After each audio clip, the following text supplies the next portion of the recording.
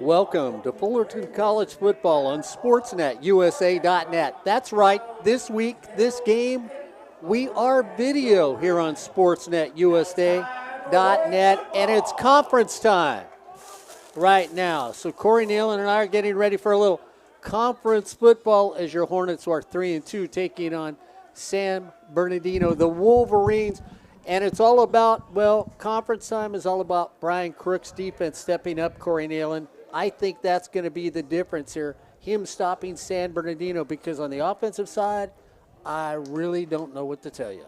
Yeah, the defense is really going to have to step up tonight against a passing team from San Bernardino. Defensive backs has a couple interceptions. Now they're going to look to turn those interceptions into points. And on the offensive side of the ball, you know, let's go ahead and get the ball rolling and get that ground game going on offense if you're the Hornets. Looks like Donzay Nolan back deep for the Wolverines on the near side of the field. Hornets deferred, so they're kicking off as there we go to start this game up. Donzay and his partner crash into each other, turn it to 20, taken down on the 22. And that's Jalen Matthews, Mark, who crashed into Donzay and took it down. A good field position to start the ball game. Hornets on defense. Up front will be Jordan Rice. Actually, Dimitri Hernandez gets the start today. Elijah Samaniego Mott, Troy McDonald, and Bryce Dunnick up front for the Hornets. Out here on the near side of the field is going to be Staples. In the slot next to him is going to be Kajan Johnson. They go dive play straight up the middle for the Wolverines. Gain of 1 on the play. The back seven should have a big day for the Hornets. Gil Vasquez, one starter on Junior Wiley on the near side. In the middle is Marcellus Gaines. Corners near side, Jordan Wright. Far side, O'Shea Davis. Straight dive, straight up the middle. And Corey, they're staying on the ground to start this game. And staying on the ground has made them get that first down. And safeties for the Hornets, Chandler Brown and Jonathan Smith. Austin Bacher has been the main running back for this team, and he started already with a third down and about 8. Bacher rolls out. They go across the middle of the field. It's going to be short, though. The defense is going to stop it right there as they try to come across with a little skinny slant pattern. Doesn't work for them. Going to bring up a 4th down and 1, and they're still out there offensively right across the 32. Brown read it. There's a ball comes out on the ground. And no matter what it is, the Hornets will get it because it was 4th down anyway. That goes down as a fumble, though, and a fumble recovery.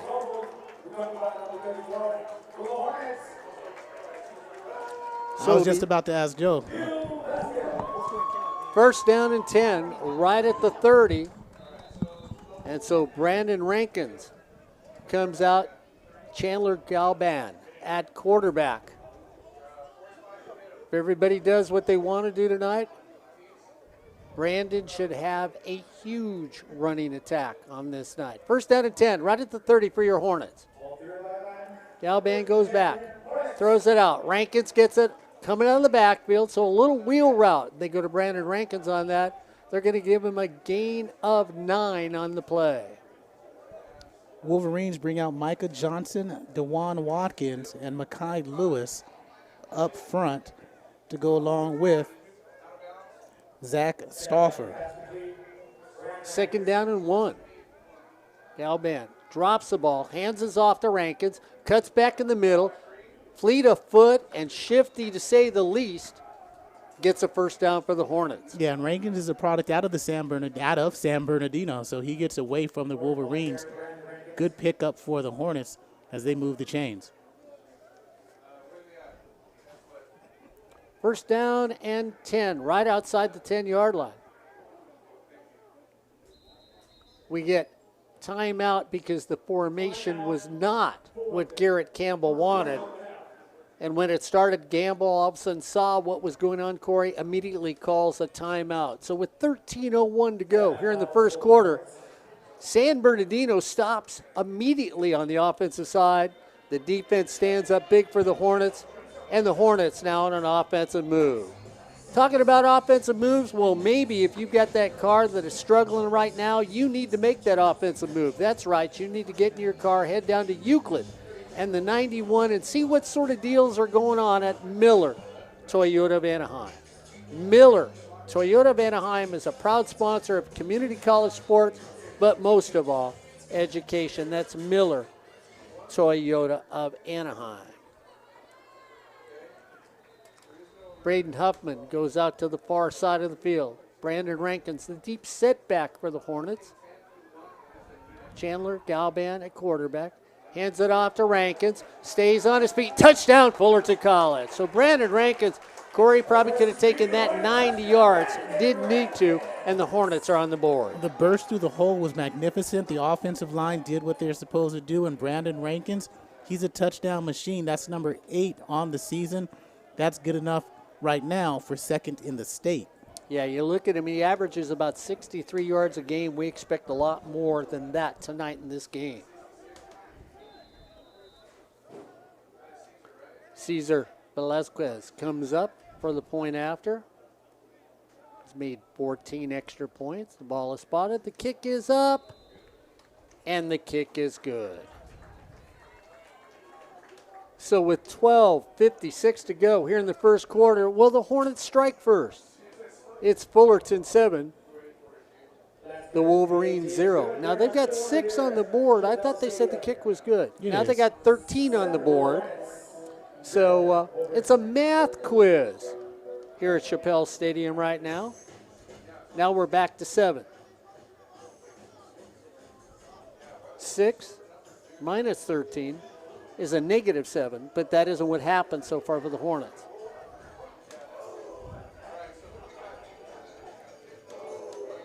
So the Hornets did what they needed to do to start the ball game, a 3-and-out on offense or on defense, and first possession score on offense.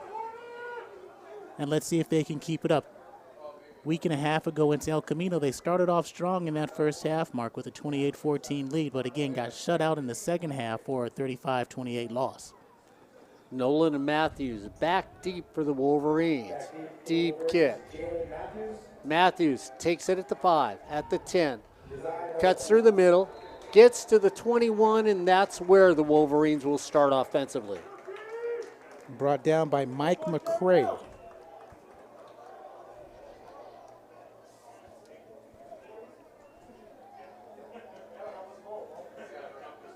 So the offensive line for the Wolverines, we'll set that in just a moment. So McCall and Johnson to the near side of the field.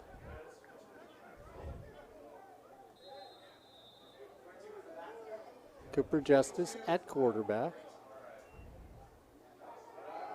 One more time, they're going to run it against a very stout defense so far in this game tonight for the Hornets.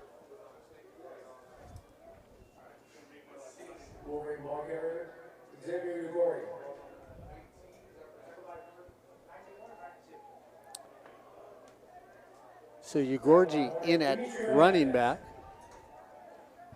Justice fakes it again, goes back, looks to throw over the middle, throws it right there, makes a nice little pitch and catch.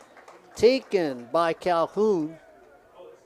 Calhoun gets a gain of 2 on the play. Up front, Julio Romo, Cameron Beecham, Alec Estrada, Lucas Banks, and Jacob Lacroix. So it's going to bring up a 3rd down and 7 for the Wolverines right across the 23. This time they run it straight up. Ugorji has a hole, Corey, that you and I could have ran through and gets an easy first down all the way out to the 40. Yeah, we could have run through it, but that first down would have been difficult. And that's Jacob Lacroix.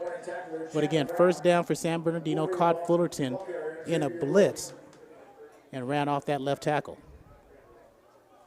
Or I should say inside that left tackle. McCall to the near side of the field. Johnson with him, Ugorji at the running back. They hand it off to him again. Stutter steps, fakes him out, and Corey, we heard that they were scat backs by Brian Crooks. And that's what this young man has been so far, is he gets a gain of 8 on the play. Yeah, that zone blocking opened it up. As Jason Wallace checks in and one tackle along with Sean Morris. Hornet ball carriers, Jonathan Smith and Chandler Brown.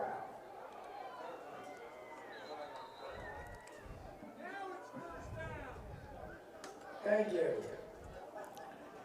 So once again, Igorji gets it going. Holding number 2 of the offense.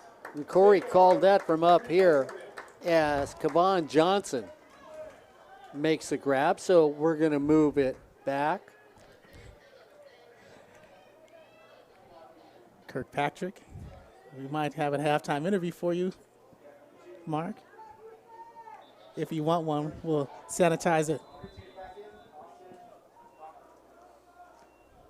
Oh my goodness, we have an extra headset, Mark. Cooper Justice. Oh, they get the Hornets adjust. So Justice has a free play.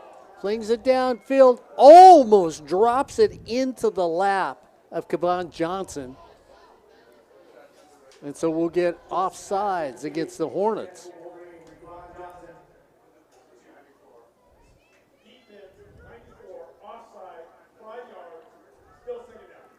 And that'll go against Dimitri Hernandez. Johnson, near side of the field. In the slot next to him is McCall. Cooper Justice at quarterback. The Hornets sneak up. Here they come.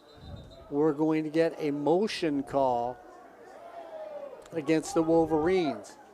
Going to be on the left side.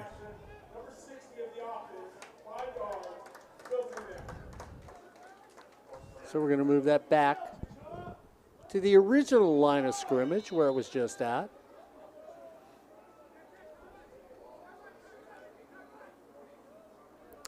Staples to the far side of the field. In the slot next to him is going to be McCall. Near side of the field is going to be Johnson. And Eric Wells will be just off the tackle's hip for the Wolverines. They throw it this direction, taken out of the air right there, but Eric Wells is down immediately after catching the football, and it gets back for a loss of 1. It's going to bring up a 4th down again, and I think the Wolverines, are they going to stay on the field, or it's 3rd down? I'm trying to rush the game along here. 3rd and 10. Justice comes up, no place to go, and gets swallowed up right at the 34. And that's Isaac Hurtado. Came off the right side. That's number 3. And Mark, that actually was 4th down. Or excuse me, 3rd down. Okay. Now it's 4th down. See, we're both trying to rush now. There's 9:47 to go, and we're in the first quarter, so we need to slow down. Thursday night. Keshawn Griffin back deep. He's going to stand at about the 30-yard line. Moves up a couple steps. Comes the kick. Almost blocked. Flag on the play. So we'll see if they're going to call it roughing the kicker.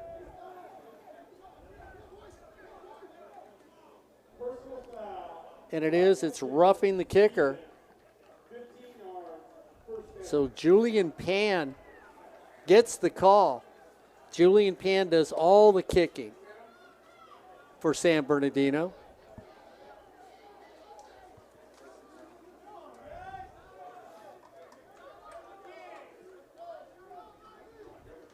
So it's going to take it to midfield. We're going to be right at the 50. 1st down and 10 for the Wolverines. 9:15 to go here in the first quarter. The Hornets are up by 7. Brandon Rankins up towards the top in the state in rushing. Jalen Early, the middle backer. Marcus Thompson, the new right end. Justin Looks, rolls, gets hit. It's got no place to go, and another sack for that Hornet defense. And that's Troy McDonald. Again, the athleticism of that front four for the Hornets is outstanding tonight as they pick up their second sack. Brian Crooks told us it was just going to be the 4-down linemen having to do their job. Kobe Perez now in at running back for the Wolverines. Loss of 8. We get motion, and it should be against the Wolverines. Let's see. They're going to call it against the Wolverines. So that moves them back 5 more yards. So it's going to be 2nd down and 23 for the Wolverines. We're going all the way back. We're down to the 38.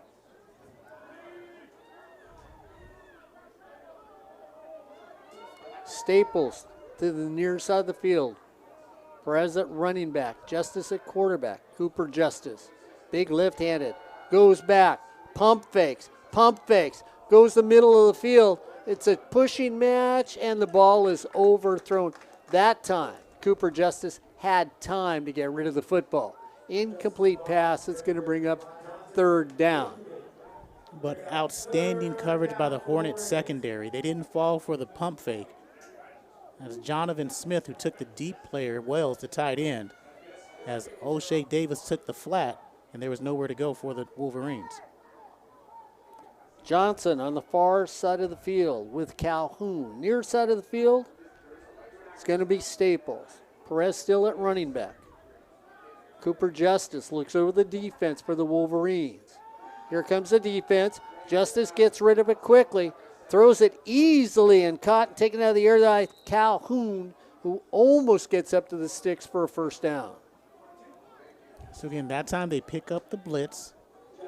Secondary a little bit hesitant to the come up, but again, they stop them short. It's going to be another 4th down. And when you're 1-3 mark to start the season, 4th down in opponent territory, got to look pretty enticing, but it looks like they're going to punt it away.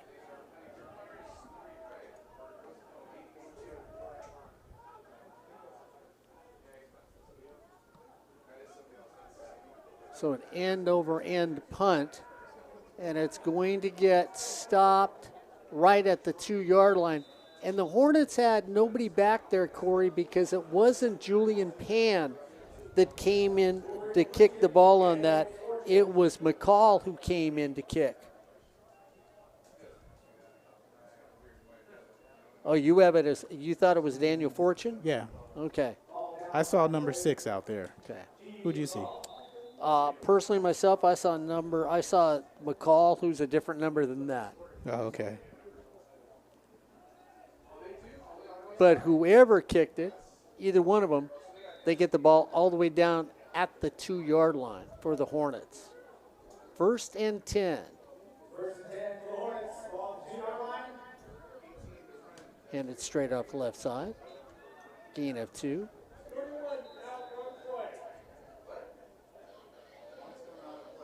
Matt Blackney now in at quarterback for the Hornets.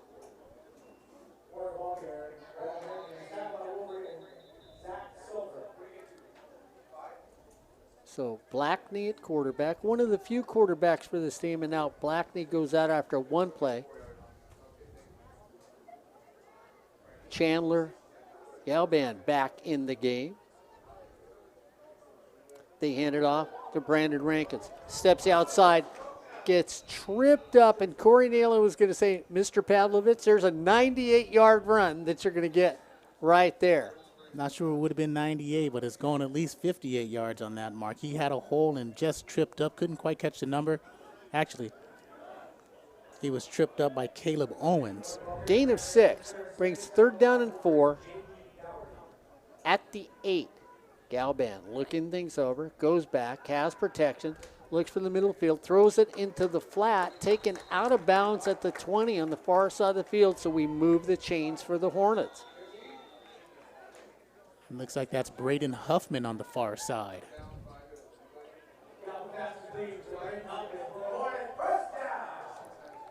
So Braden Huffman at the far side of the field. Galban rolls to this side of the field, hoping to find an opening. Looks to throw. Picked at the 30. Caleb Robertson picks that off, Corey, and he stepped right in the path of the thrown football. Robertson.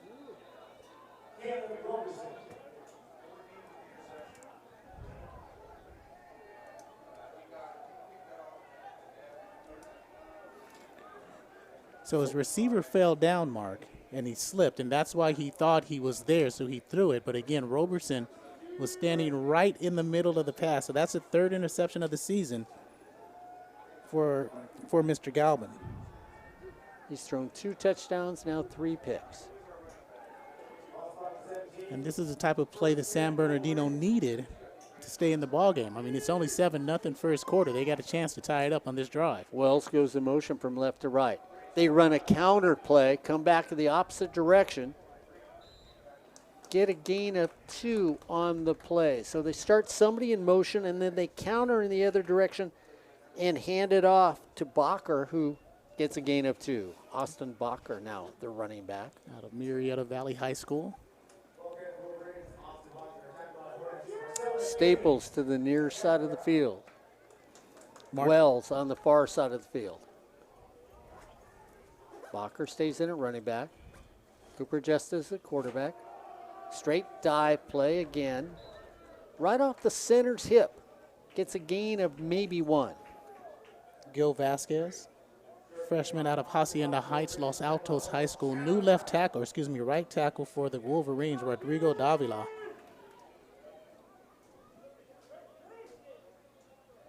And a new right guard, Andrew Ostrich. 3rd down and 7, right at the 15. Justice looks for the back of the end or so, and tries to go the opposite direction, Corey. And if you look at what he was trying to do, he had Nolan wide open on that play. Yeah, Nolan drifted a little bit too far. Cooper Justice, under pressure, knew where he wanted to go. But again, he was rolling to his right, running to his right, actually, and he's left-handed and tried to throw back to his left. Just didn't have enough mustard on it for the incomplete pass, and they're going to try a field goal attempt here. Julian Pan comes in. Now, by their stats, this will be Pan's 7th attempt. The kick is up, and the kick is good. So Pan gets it over the bar, and the Wolverines are now within 4 with 4:44 to go. It's the Hornets 7, the Wolverines 3 here on Sportsnet, USA.net. I want to thank everybody for tuning in and listening. Out there in Monrovia, Mark, Brian Norman. Been a long time. Last time we saw Brian was at the Mount Sac game a couple years ago. I believe it was, saying, hey, hope you're doing well, Brian. His son, part of the Hornet team of the past, went on to the University of Hawaii. Phil Austin's on for playing days. You ever seen tape of Phil play? No. Oh, you got to see. It's out there.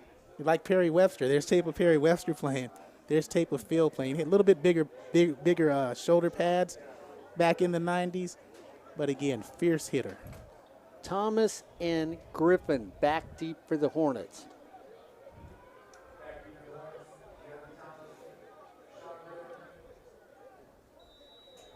They'll stand at their own 11. Pan getting ready to kick off for the Wolverines. 4:44 to go. It's 7-3.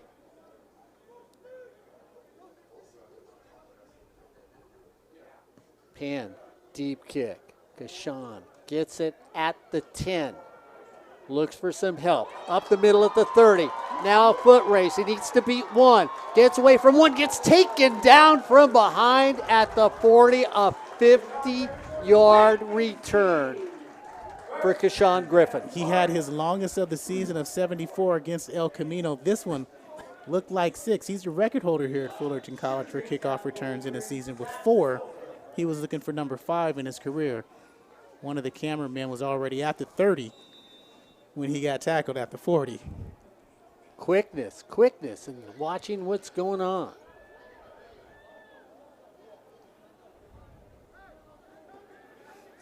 So first down, Trey is now in the game. So Trey Edwards at quarterback. Trey goes back, feels it, looking to go deep, incomplete pass. So Trey lets out the arm on that first play and overshoots Christopher Kuntz. And let's see if they get the run game going again, Mark. Kuntz comes back. Charles Byers and Kuntz to the near side of the field. Trey Edwards at quarterback. Brandon Rankins says, give it to me. Throw some blocks, big guys. Turn the corner. He does as they string out the play defensively for the Wolverines. But, boy, he got nice yardage, Corey, because he gets all the way down to the 35-yard line. Skill for running because Trayshawn Walker, like you said, Mark, extended it out to the near sideline with nowhere to go, but he still picked up 4 yards. That's an impressive run. Big third down play. Trey goes back. Here comes the pressure. Steps up, gets tripped from behind. He's got to run away, and now Trey Edwards has a wide open field, stops, goes back the other direction, runs into his own Hornet, and gets dropped for a loss. So Trey Edwards takes off, curls back, almost gets taken down, goes to 50. I thought he was going to the far side of the field, which was wide open, Mr. Neyland, and then he curls back to the right side of the field, runs into his own lineman, and gets dropped.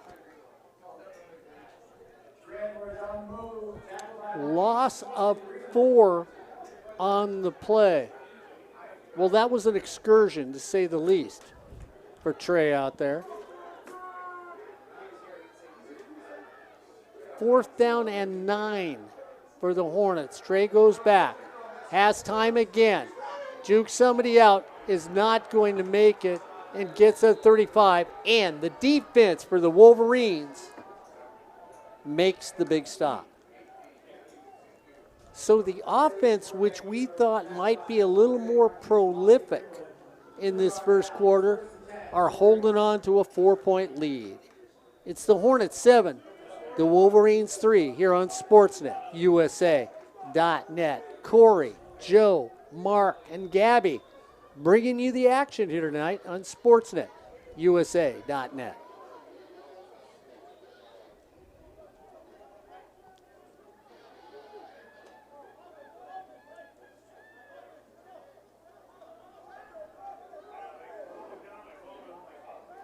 Xavier Ugorji comes out at running back. Staples, near side of the field. Cooper Justice at quarterback. First down and 10. They hand it off to Ugorji. Hits the line right at the middle and gets back to the original line of scrimmage. No gain on the play. It's going to bring up a 2nd down and 10 for the Wolverines.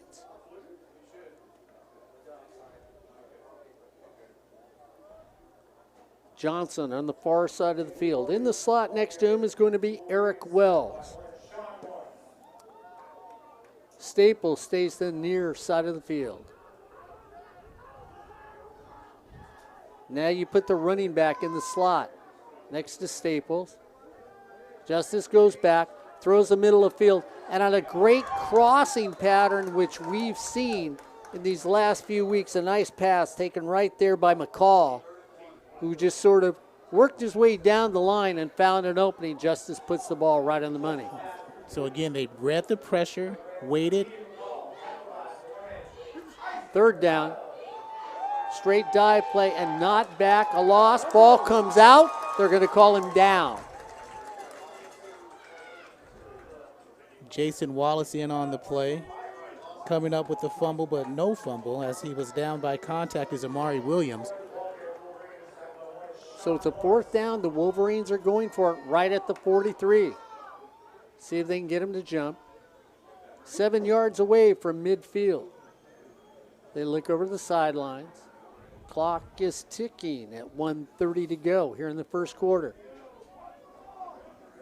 Now they flip McCall from right to left. The Hornets come up. They almost jump. They don't jump. And the center, Mark, you've got him to jump on the far side. into the neutral zone. You have to realize and see out of your peripheries that somebody jumped and you got to snap the ball right away because that's an automatic first down with that 5 yards. Wait a minute. I thought you were wearing a pair of peripheries. No, you got to have your peripheries, your peripheral vision. Peripheries. Means you got 4 eyes is what you're telling me? No, it means you got eyes that go straight, omnipresent eyes, straight and to the side. Good centers have them in the back of their head, too. Pan on a high snap. Almost gets blocked. Doesn't. Goes off the side of his foot. Does it take a good bounce in favor? San Bernardino's going to let it creep its way across the 30, and it does just that. So at 1 minute exactly here in the first quarter, it's the Hornets 7, the Wolverines 3 here on Sportsnet, USA.net. And let's see if the Hornets get back to the ground game on this series. Because Brandon Rankins, again, he's primed for a big game. Their running game is primed for a big game as Peyton Sattler will check in at center. Modelis, Sherrard Green, William Perroni are the linemen for the Hornets. Galban comes back out. Have Green in the backfield. Makes a turn. And Corey's talked about this young man as a running back, Tyrell Green. Corey, you were impressed with him. Yeah, he played last week, 6 carries, 26 yards, sparingly this season. But when he's healthy, he's just an added dimension. He may be a little bit faster than Brandon Rankins. He's out of Baltimore, Maryland, Kenwood High School. He goes 6 feet, 195. But again, he's another thick back with speed. So we get a flag on the play. Personal foul. Face mask again, the Wolverines. So it's going to go across midfield.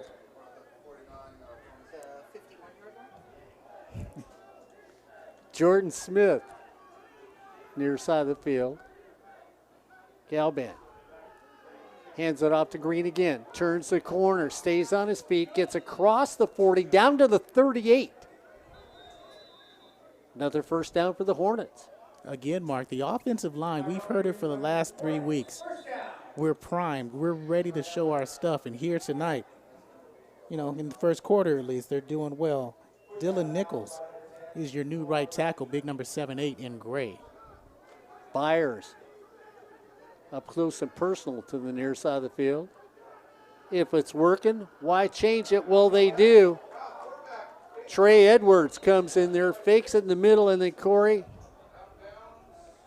the decisiveness of running is what you said. The young man, if he does that, can be very good at this quarterback position. And that was what those 2 previous runs by Tyrell Green, it allowed for a play action to happen because they're following Green to the right side.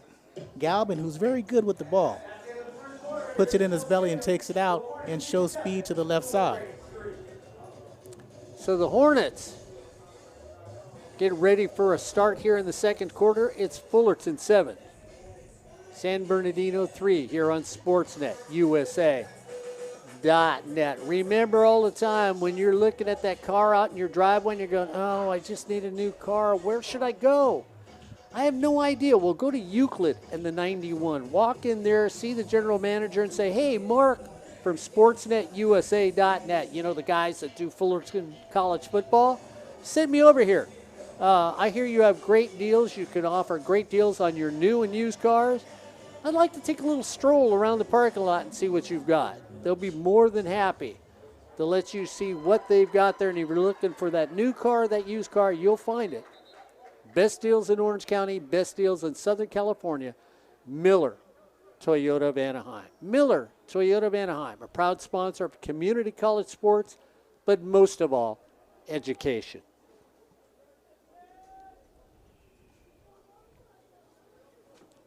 Sean Griffin in the slot, the far side of the field.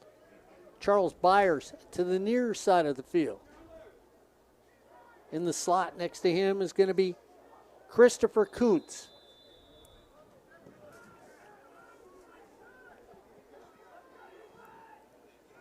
Galban puts Green in motion. Goes back. Looks towards Byers' direction, Kuntz's direction.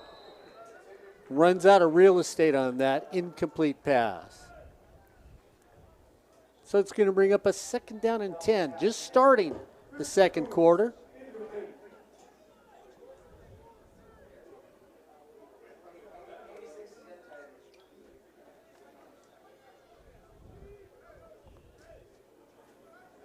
Galban looks things over. This time, hands it to Green, cuts, speed, gets tackled around the neck, ball comes out. They're going to mark him down at the 1. So hard running, 15 yards down to the 1 yard line mark. Tyrell Green thought he stretched the ball over the goal line. He did not, but again, hard, strong running. 1st down and 10 for the Hornets, right at the 1. Handed off to Green. He gets smothered at the 2.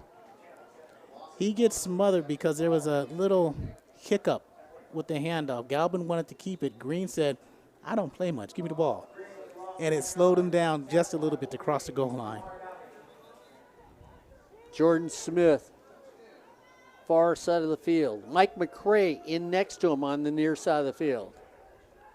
2nd and goal from the 2. Galban throws it over the corner. And the ball was caught out of bounds on the far side of the field. Incomplete pass. Was that Huffman who was out of bounds with the catch?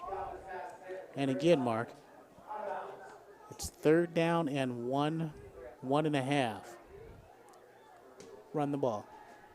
Green in the backfield.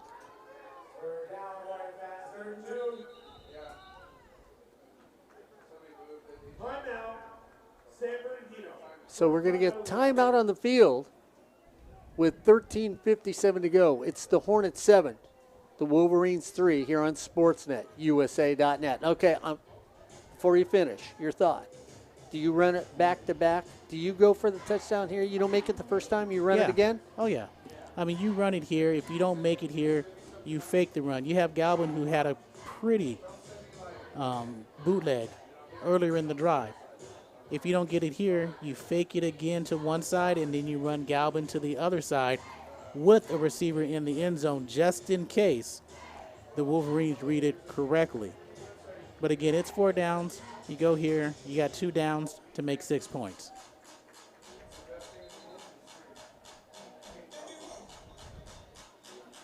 Mark Pavlovich having a good Thursday thus far. Fullerton with a 7-3 lead, and his team knotted up at 1. His other team, I should say, knotted up at 1. That's right, my baseball team. Oh, again, we're having a run. We're having a run right now, an awareness, a campaign actually. Go to the Fullerton College Hornet athletic site. Go to the Hall of Fame nomination form and put in Mark Pavlovich. They run an option play. And actually, I'm going to call that a pass play. He flips it out to the right with 2 hands. That would count even if it's a push and it's going towards the line of scrimmage. It could be classified as a pass. But was it going to the line of scrimmage or was it diagonal? Was it straight? You know, from this angle, we can't tell. So it could be a thrown touchdown or a running touchdown on the play. It's a running touchdown. That's Tyrell Green's first rushing touchdown of the season. So either way, the Hornets get on the board early here in the second quarter with 13:51 to go. Ball is spotted. The kick is up. And the kick is good. With 13:51 to go, it's the Hornets 14, the Wolverines 3 here on Sportsnet, USA.net. So, Mark, run. We're calling out a run. Yeah, I couldn't tell either. That's what he's saying. I called it a pass. He called it a run. Yeah, I thought it was a run because it went straight down the line. It was a run because it came straight like that. I still say it was a pass. Whatever. It was a touchdown. There goes your Hall of Fame nomination. Oh, man. Okay. No, but seriously, folks, if you're out there listening, go to the Fullerton College Athletics homepage, go to the Hall of Fame section, and write down, there's a Hall of Fame nomination form. All you got to do is put Mark Pavlovich, the voice of the Hornets, not just football, but the whole athletic department, for 20 years. Write down his name for the Hall of Fame because I got to get dressed up for some reason. I like that Hall of Form. That means I'm in pretty good shape for my age, right? Okay. Neyland back deep for the Wolverines. Matthews with him. Little squib kick in the middle of the field. Fair catch called for, and they call him down at the 32. So even though Fullerton's got a 14-3 lead, it hasn't been the prettiest 14-3 lead you've seen out of the Hornets. No, I mean, it's one of those games where, Corey, we saw this at El Camino. They had a lead in that first half. They looked like they were going to run away and bury El Camino. They come out the second half, and that lead that they had meant absolutely nothing. Christian Cross, the new cornerback on the near side, taking over for O'Shea Davis. Zach Brogdon, new middle linebacker, to go with Gill and Junior. Calhoun and Johnson to the near side of the field. Justice, once again, running attack, goes to the outside. Back to the original line of scrimmage. I'm going to say that's where Gorgie, I thought it was.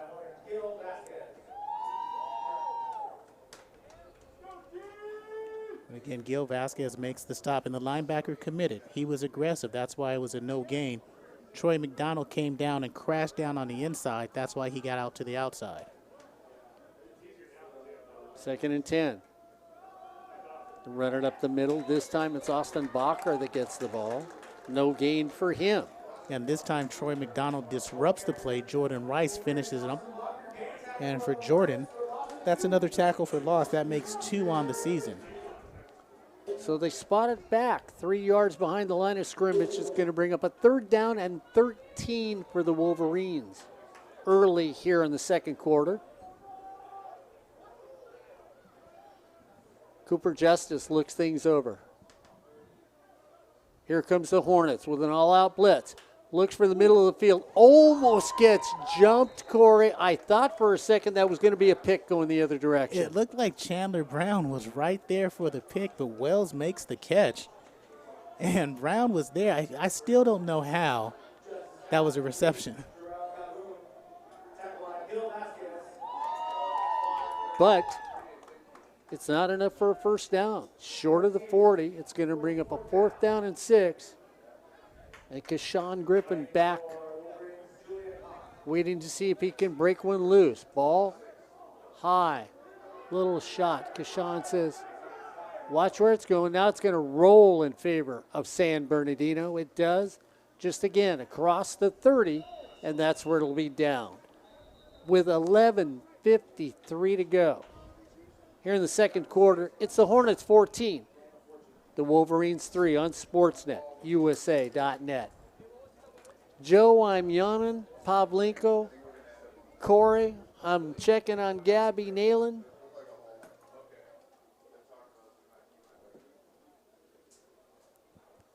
Seeing how things are going on here.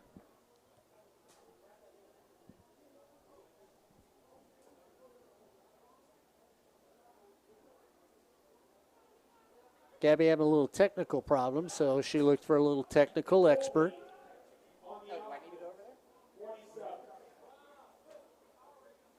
So we had holding against the Wolverines on their punt. Looking over at the Hornet bench to see what they want to do. See if they're going to have them kick it over.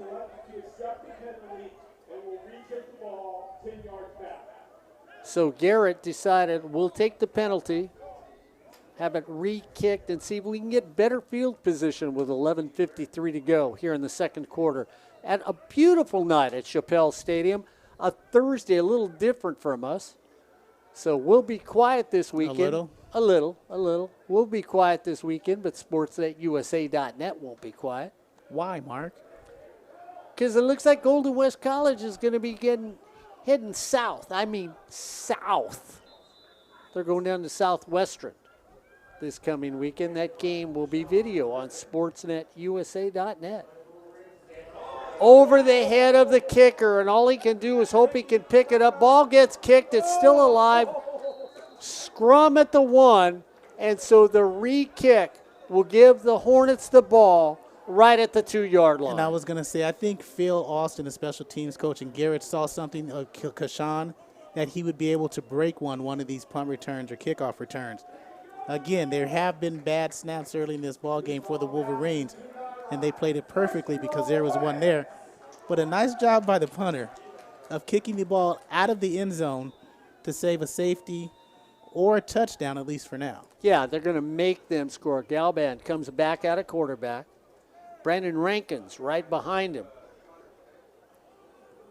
1st and goal at the 2. Wolverines trying to get defense in here. You wonder what the count may be. Galban keeps it himself. Touchdown, Hornets.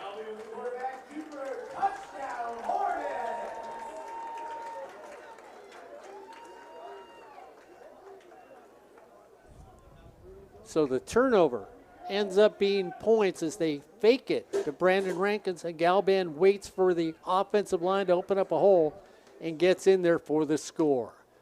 So with 11:41 to go, well, the Hornets just open up the lead a little more on the Wolverines here in the second quarter.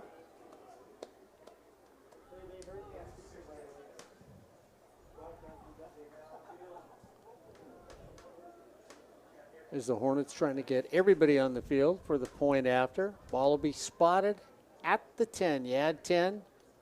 Kick is up. And the kick is good.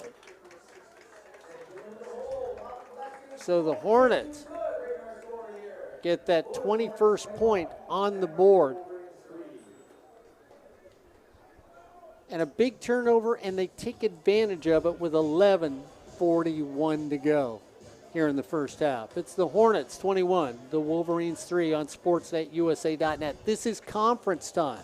If you go back and look at the coaches show, Ryan Osborne and I talked about the conference and what's going on. And we talked about the Hornets and what outside of conference games looked like. Of course, when you look at the conference right now, Corey Neyland, you have San Diego Mesa that's 4-1 going into conference play. Golden West College is 4-1 going into conference play. And then the Hornets sitting there at 3-2. And coming into the conference play, Golden West, Mark, has got to be the favorite right now the way they're playing. Yeah, they beat #1 Riverside earlier this year. Handily, they beat Riverside.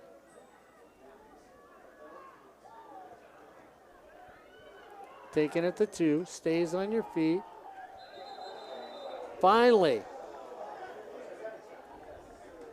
getting knocked around, Jalen Matthews takes it up. And you're going to have Jacob Vasquez for unnecessary roughness. Personal foul. 17-15 yards. First down. So Matthews takes it all the way up to the 30. Then you tack on 15 more yards on that. It's going to take it to the 45 with 11:33 to go. San Bernardino is going to start with excellent field position in this second quarter.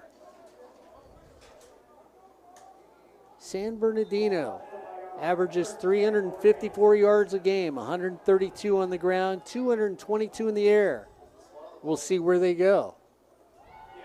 Cooper Justice goes back, throws it out here quickly, and on the dime to McCall. McCall turns, gets a gain of 4 on the play. Christian Cross makes the stop on the left side. So Johnson to the near side of the field, McCall in the slot next to him.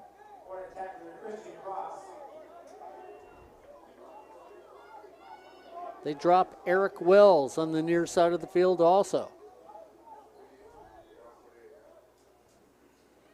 Cooper hands it off. Ball comes out on the initial contact. It should be a fumble. We'll see where they call it, and it isn't with the Hornets. And I mean, Corey, that was a headache for Kobe Perez, who Kobe Perez for the Wolverine gets to the line of scrimmage and gets knocked down, knocked out, beat up, and dragged away. Yeah, I believe that was Troy McDonald is in there forcing the fumble. Jalen Early picks up the fumble recovery. Jalen's having an outstanding season. He's got 3 tackles for loss and his first fumble recovery, as well as forcing a fumble as well. Matt Blackney now in at quarterback for the Hornets. Blackney keeps it himself, goes straight up the middle, gets across the 40. So it will be a gain of 7.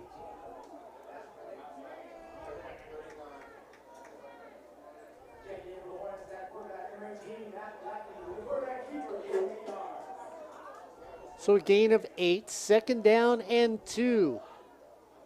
Handed to Brandon Rankins. He goes over. Should have enough for a 1st down to move the chains.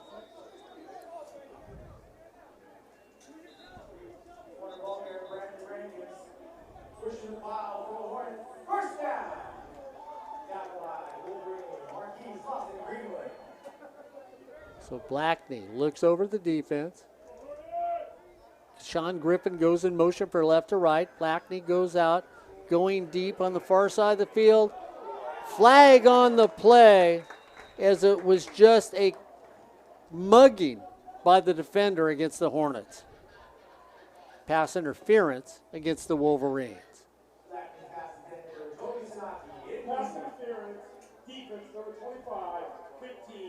So they try to go to Toby Sanaki, and he is given the opportunity to catch the ball. Toby stays on the left side of the field. Kashawn with him. Brandon Rankins is a running back. Matt Blackney at quarterback. 1st down and 10. Right at the 21 for the Hornets. Matt goes back, has time, goes back to his same receiver, a little shoving, overthrows the receiver. 2nd down and 10 for the Hornets, right at the 21. 9:49 to go in the 2nd quarter.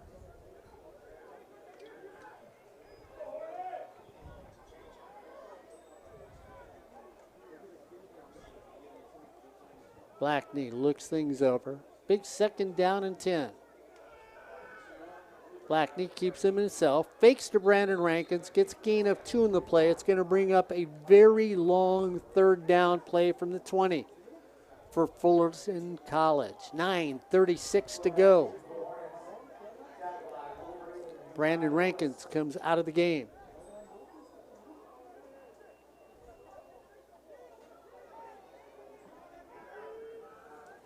Looks like Ryan Black now in at running back. Throw it over here to the flat. Is it enough for a 1st down? No, it's going to bring up a 4th down as they go to Kashawn Griffin right at the 15-yard line. It's going to bring up a 4th down and 4 at the 15. Hornets 21, Wolverines 3. Hornets come up to the line of scrimmage. 4th down and 4 at the 15. Blackney calling out the signals. Looking, here comes the pressure. He throws it when he gets ready to throw it. He gets steamrolled, Corey. And I mean, it wasn't even close. Flattened on the play. 1st down, San Bernardino.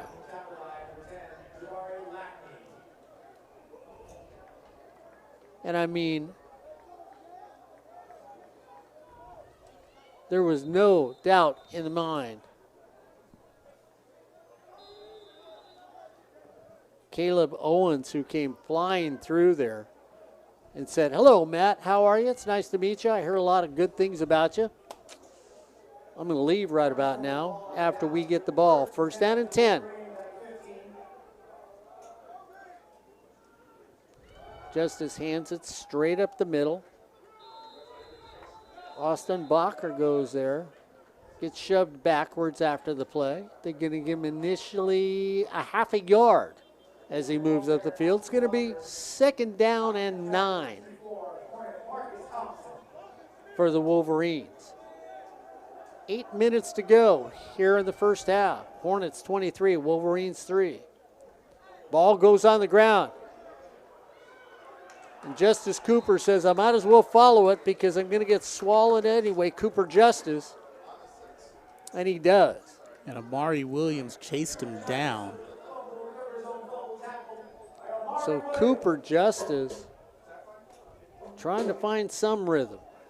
Amari out of Miami. 6'2", 260. Loss of 9 on the play. It's going to bring up a 3rd down and 19. Cooper Justice at quarterback. Needs to find something. The Hornets look like they're coming. He's back there, 4 down lineman. Looks to find the middle of the field. He does, but they're going to have to give it up because they get back to the original line of scrimmage. And the defense has been stingy for Brian Crooks tonight with the way they've been playing. And they needed this. They needed to play just like this, Mark, to get back into the win column and to really start the conference season off correctly.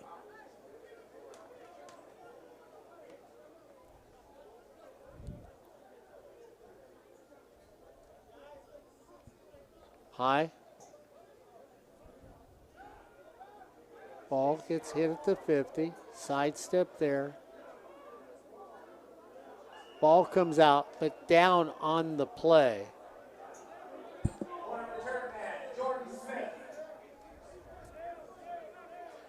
So Smith had come in the deep back. See if they could find something else out there. A very good wide receiver for this Hornet team.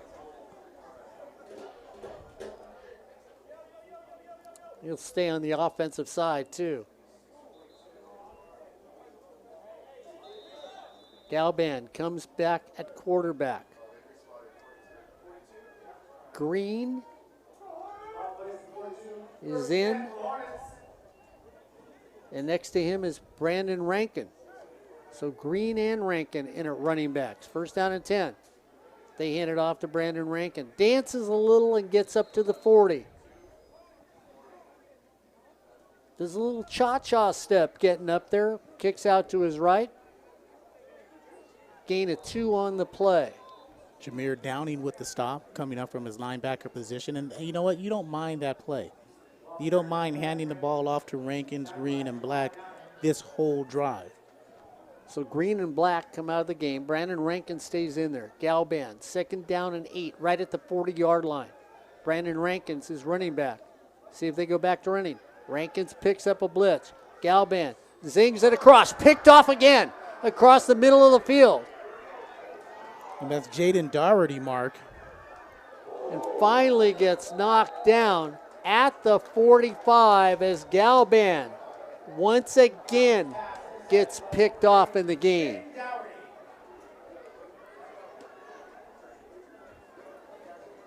So again, 2nd interception today for the Hornets. And by Galban, that's his 4th of the season. And Jaden Doherty, team's leading tackler. 2nd interception also leads the team. So the Hornets, just when it looks like they're in good field position, they're ready to do something good, this is the 2nd opportunity that comes not to fruition. 1st down and 10 for the Wolverines. Bobbled ball. Cooper Justice throws it. Bobbles it again, and Corey, you sort of wonder if, once again, you know how I love a quarterback being underneath the center. You know, you keep going for the shotgun formations. You have to have a center that is solid. I don't even think that's on the center. I just think it's the rush that Justice is in. I don't think they have a good rhythm right now. They're too anxious. Fakes it. Looks to go across the middle. He does. Little crossing pattern that El Camino used a lot of against the Hornets a while back. Drop that in the hands of McCall. McCall gets maybe 2 yards on the play. Jonathan Smith, one of the team leaders in stops. Big 3rd down and 7. Cooper Justice looks at things. Kevon Johnson to the near side of the field. McCall on the far side of the field. Looks to go to the far side of the field. Can't get a 1st down. It's going to bring up a makeable 4th down across midfield at the 48. Nice tackle by not Jalen, but that's Junior Wiley with the stop. 4th down and 3. With the punting situation that San Bernardino's had today, 4th down and 3 across the 50. It looks like they are going to punt it away to Kashawn Griffin. With 5 minutes to go here in the 2nd quarter. Kashan's smelling a 90-yard return. A little off the side of the foot, kicked behind the person, and it's going to roll down at the 20. Kashan goes up like he was going to get it and then sort of peels off the last second. And the ball will be downed at the 20-yard line. Mark, I don't even think he got the side of the foot on it. I think the drop and the kick, the toe, kicker's toe hit the top of the football on its way down, and that's why you got that low kick straight into the ground and tumbled forward. So in other words, that wasn't a banana punt. That was like a squash or a pumpkin punt? Squash. Squash Okay. is easier to kick. Pumpkins, foot just goes through them. Okay.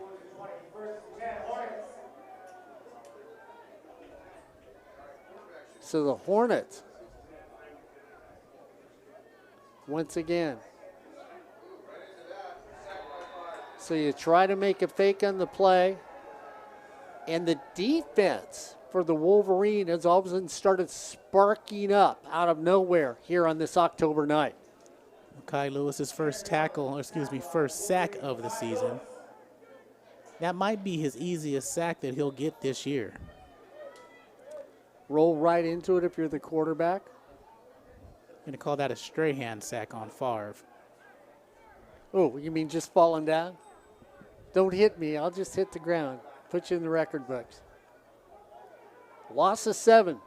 Second down and 17 for the Hornets. They're going the wrong direction. Throw it over to Galban. Up the side of the field. Green makes a catch out there.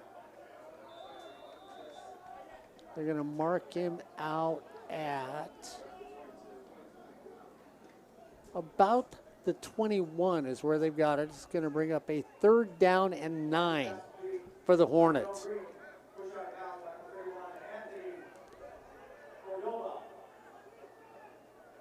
Galban goes back again. Hands it off to Black on a sweep. Comes around the corner. He's not going to make a first down. He's going to go out of bounds at 30. And we're going to get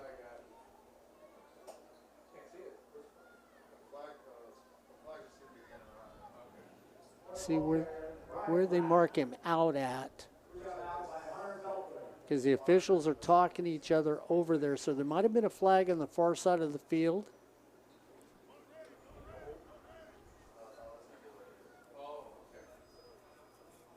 I think they've got him marked out at the 26. Oh, yeah, it's well short of the first down. Dead ball, personal foul on the offense. Half the distance to the goal, uses a dead ball foul, 4th down. So you could hear the official. The play was over. Then a dead ball foul was committed. The first down was never made. So now they're going to mark it off against the Hornet. That's going to take the ball back to the 12, and it'll be 4th down at the 12-yard line, which is 4th down and 18. So the offense, who looked like they were off and running, it looked like the Kentucky Derby, but somebody forgot to tell them that it was the soapbox derby, and they forgot to put wheels on the cart as the offense just sort of trundles their way in the wrong direction. Low snap, kick is up, hits at the 40, takes a Hornet hop, gets to midfield, sneaks its way across the 50, and they're going to down it right at the 50-yard line. With 2:46 to go here in the first half, it's the Hornets 21, the Wolverines 3 on Sportsnet, USA.net. Corey Neyland, Gabby Neyland, Joseph Pavlenko watching this game tonight at Shapell Stadium. This weekend, Golden West College goes down. 2 4-1 teams take on. No, they're going to Southwestern. They're going aren't to they? Southwestern this okay, weekend. they're not going to San Diego Mesa. They're going really south. First down and 10 at the 50 for the Wolverines. Cooper Justice runs a little delay right up the middle. And once again, so far this has worked for him with Austin Bacher as the running back. Gain of 4 on the play. Ed Ford and his motorcade of all-stars going down there to Southwestern this weekend. Cooper Justice goes back, looks to throw it over. Intercepted. That's Jordan Wright, Mark.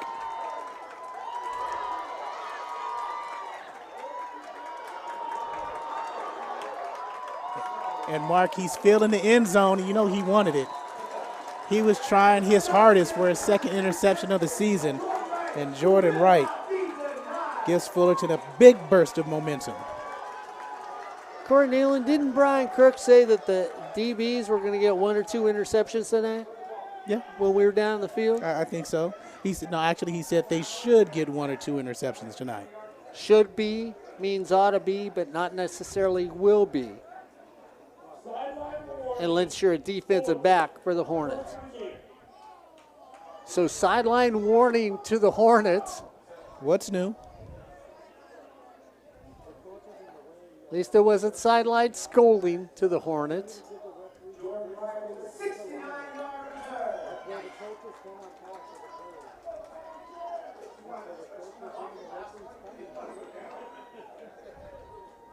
Well, the Dodger-Giant game is going to be a tear-jerker for somebody. They go into the 8th inning all tied up. So a 52-yard return by Jordan Wright on the interception. Chandler Galvin back at quarterback, and Tyrell Green now is the running back. Let's see if he gets his touchdown. First down, goal from the 7. They hand it off to Green. He cuts to the right. It's a foot race, touchdown Hornets.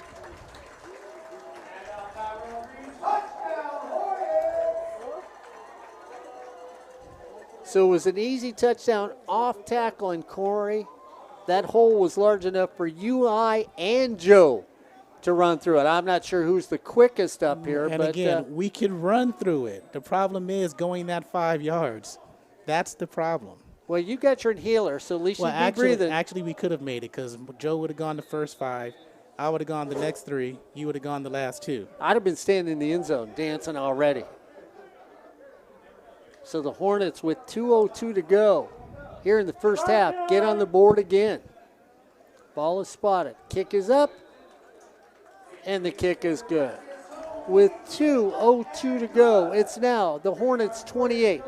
The Wolverines 3 on Sportsnet, USA.net. Turnovers have been, well, the cause to not make the score bigger for the Hornets, yet at the same time, turnovers have allowed the Hornets to increase their lead here in the first half. Yeah, that was set up by that 52-yard interception return by Jordan Wright. Wright's having an outstanding season, quietly an outstanding season. 6 foot, 175 out of Collierville, Tennessee. Collierville High School. And again, he started every game at corner thus far for the Hornets. Nolan and Matthews back deep for San Bernardino with 2 minutes to go here in the first half. Matthews on the near side of the field, or the east side of the field. Nolan on the west side of the field, the far side of the field.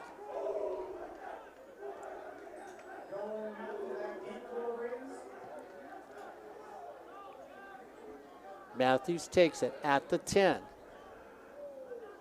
Looks to cut up the middle, gets to the 30, and they're going to down him right there. So it'll be first down and 10 for the Wolverines at the 30 here on Sportsnet, USA.net. Corey, Joe, Gabby, Ryan, I don't know where he is, Osborne, and the old guy here on Sportsnet, USA.net. Corey knows where he's at. Corey goes, I know where he's at. Is he buying ice cream already?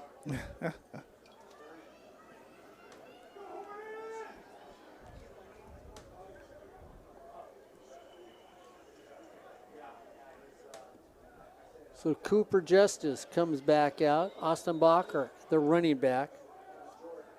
Kevon Johnson to the near side of the field. First down and 10 at the 30. Johnson was open. They're running after Cooper Justice. He's trying to get it away, flings it out of bounds on the far side of the field. Incomplete pass. He had a receiver open, Corey. He had Johnson open for a second and didn't let go of the ball. You're going to say yes, no? No, I don't think he really had any receiver open. Good downfield coverage by the Hornets. New interior lineman is Makai Smith and Sean Morris. Nolan and Calhoun line up on the near side of the field now. Cooper Justice gets ready.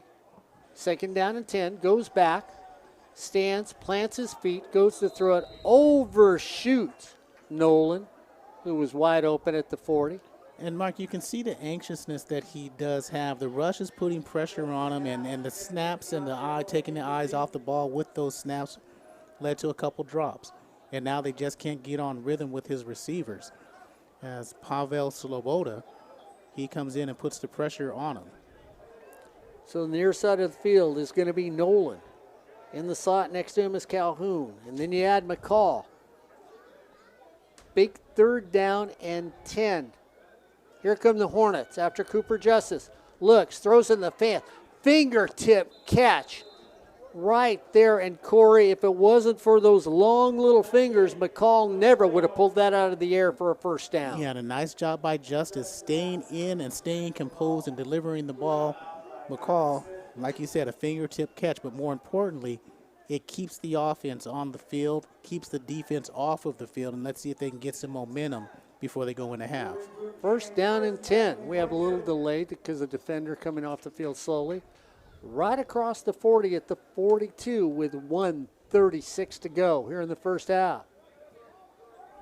Once again, sets his feet, goes to the middle of the field, and again, the middle of the field is absolutely empty on a nice catch by Calhoun. So Jarrell, a sophomore out of JW North High School. 1st down and 10 at the 45. Everybody moving on that one. Looked like the food truck that pulled in, the whistle had blown, and everybody made a mad dash, even my camera guys out of the booth.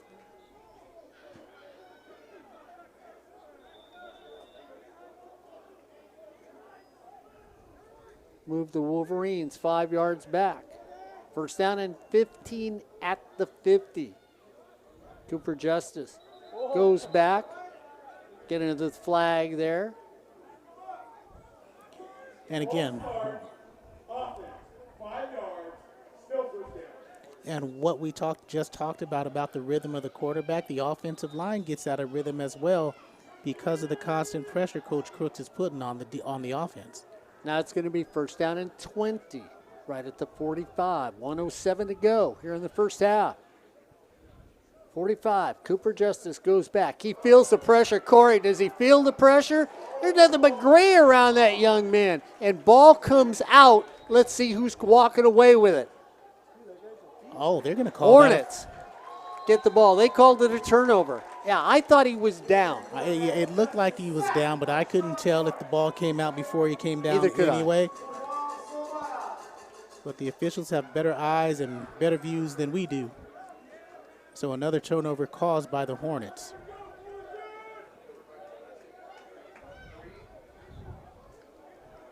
So the defense of Brian Crooks, I guess they're all on the same page tonight. They are. I got a question to ask. Okay. Phil, who made the sack?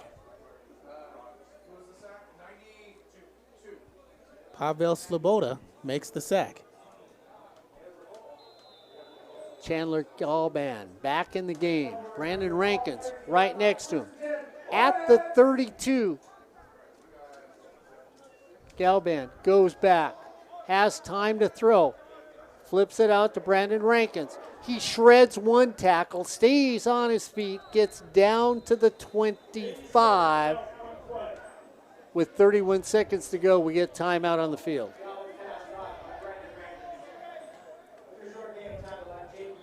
So we get timeout by the Hornets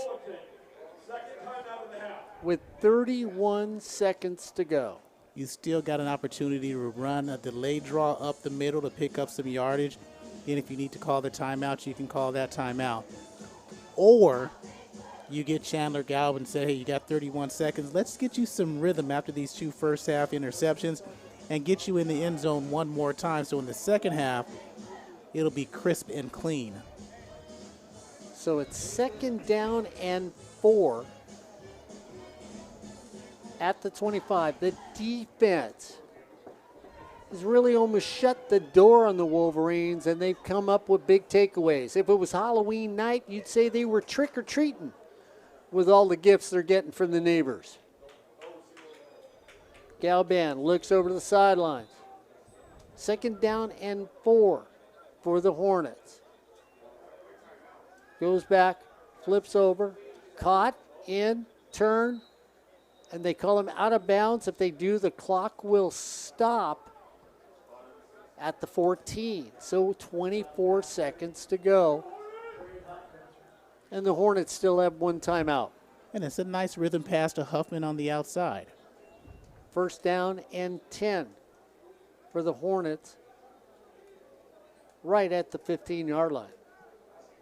Brandon Rankins goes from left to right, goes back to where he was. Galban moves back. Now they're next to each other in the backfield. Big first down.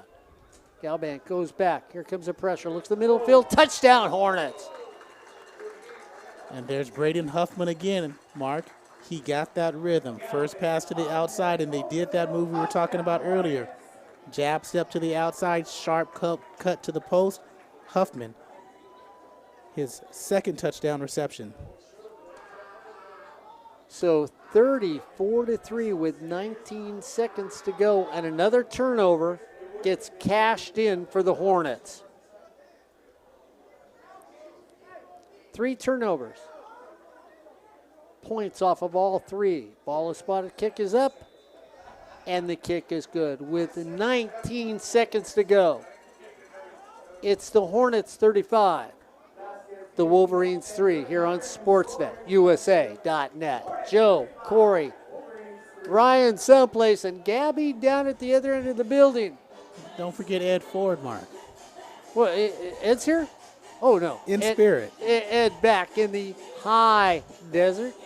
He'll be down in the low desert this coming weekend. He'll be down all the way at Southwestern with either Rashawn Haylock or Ryan Osborne.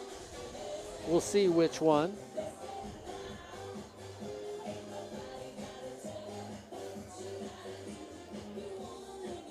Nice turnout again tonight, Corey. I guess everybody knew it was conference time, and if you didn't win conference, you're not going anyplace. And they've started off in the right foot as a Hornet football team. Matthews and Nolan back deep for the Wolverines. Little pooch kick in the middle of the field. Hits there. Almost taken. Picked up. Turned the corner. Stay on your feet. Finally gets shoved out of bounds on a nice play by Johnson.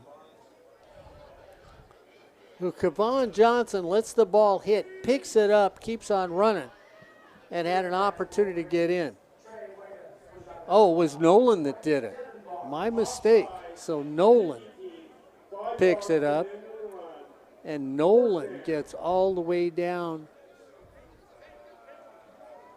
to the 40-yard line. So 14 seconds to go. If you're the Wolverines, you look at your quarterback and say, okay,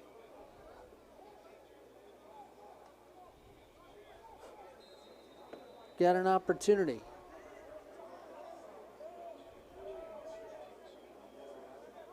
Cooper Justice comes back out. His running mate is going to be Austin Bacher.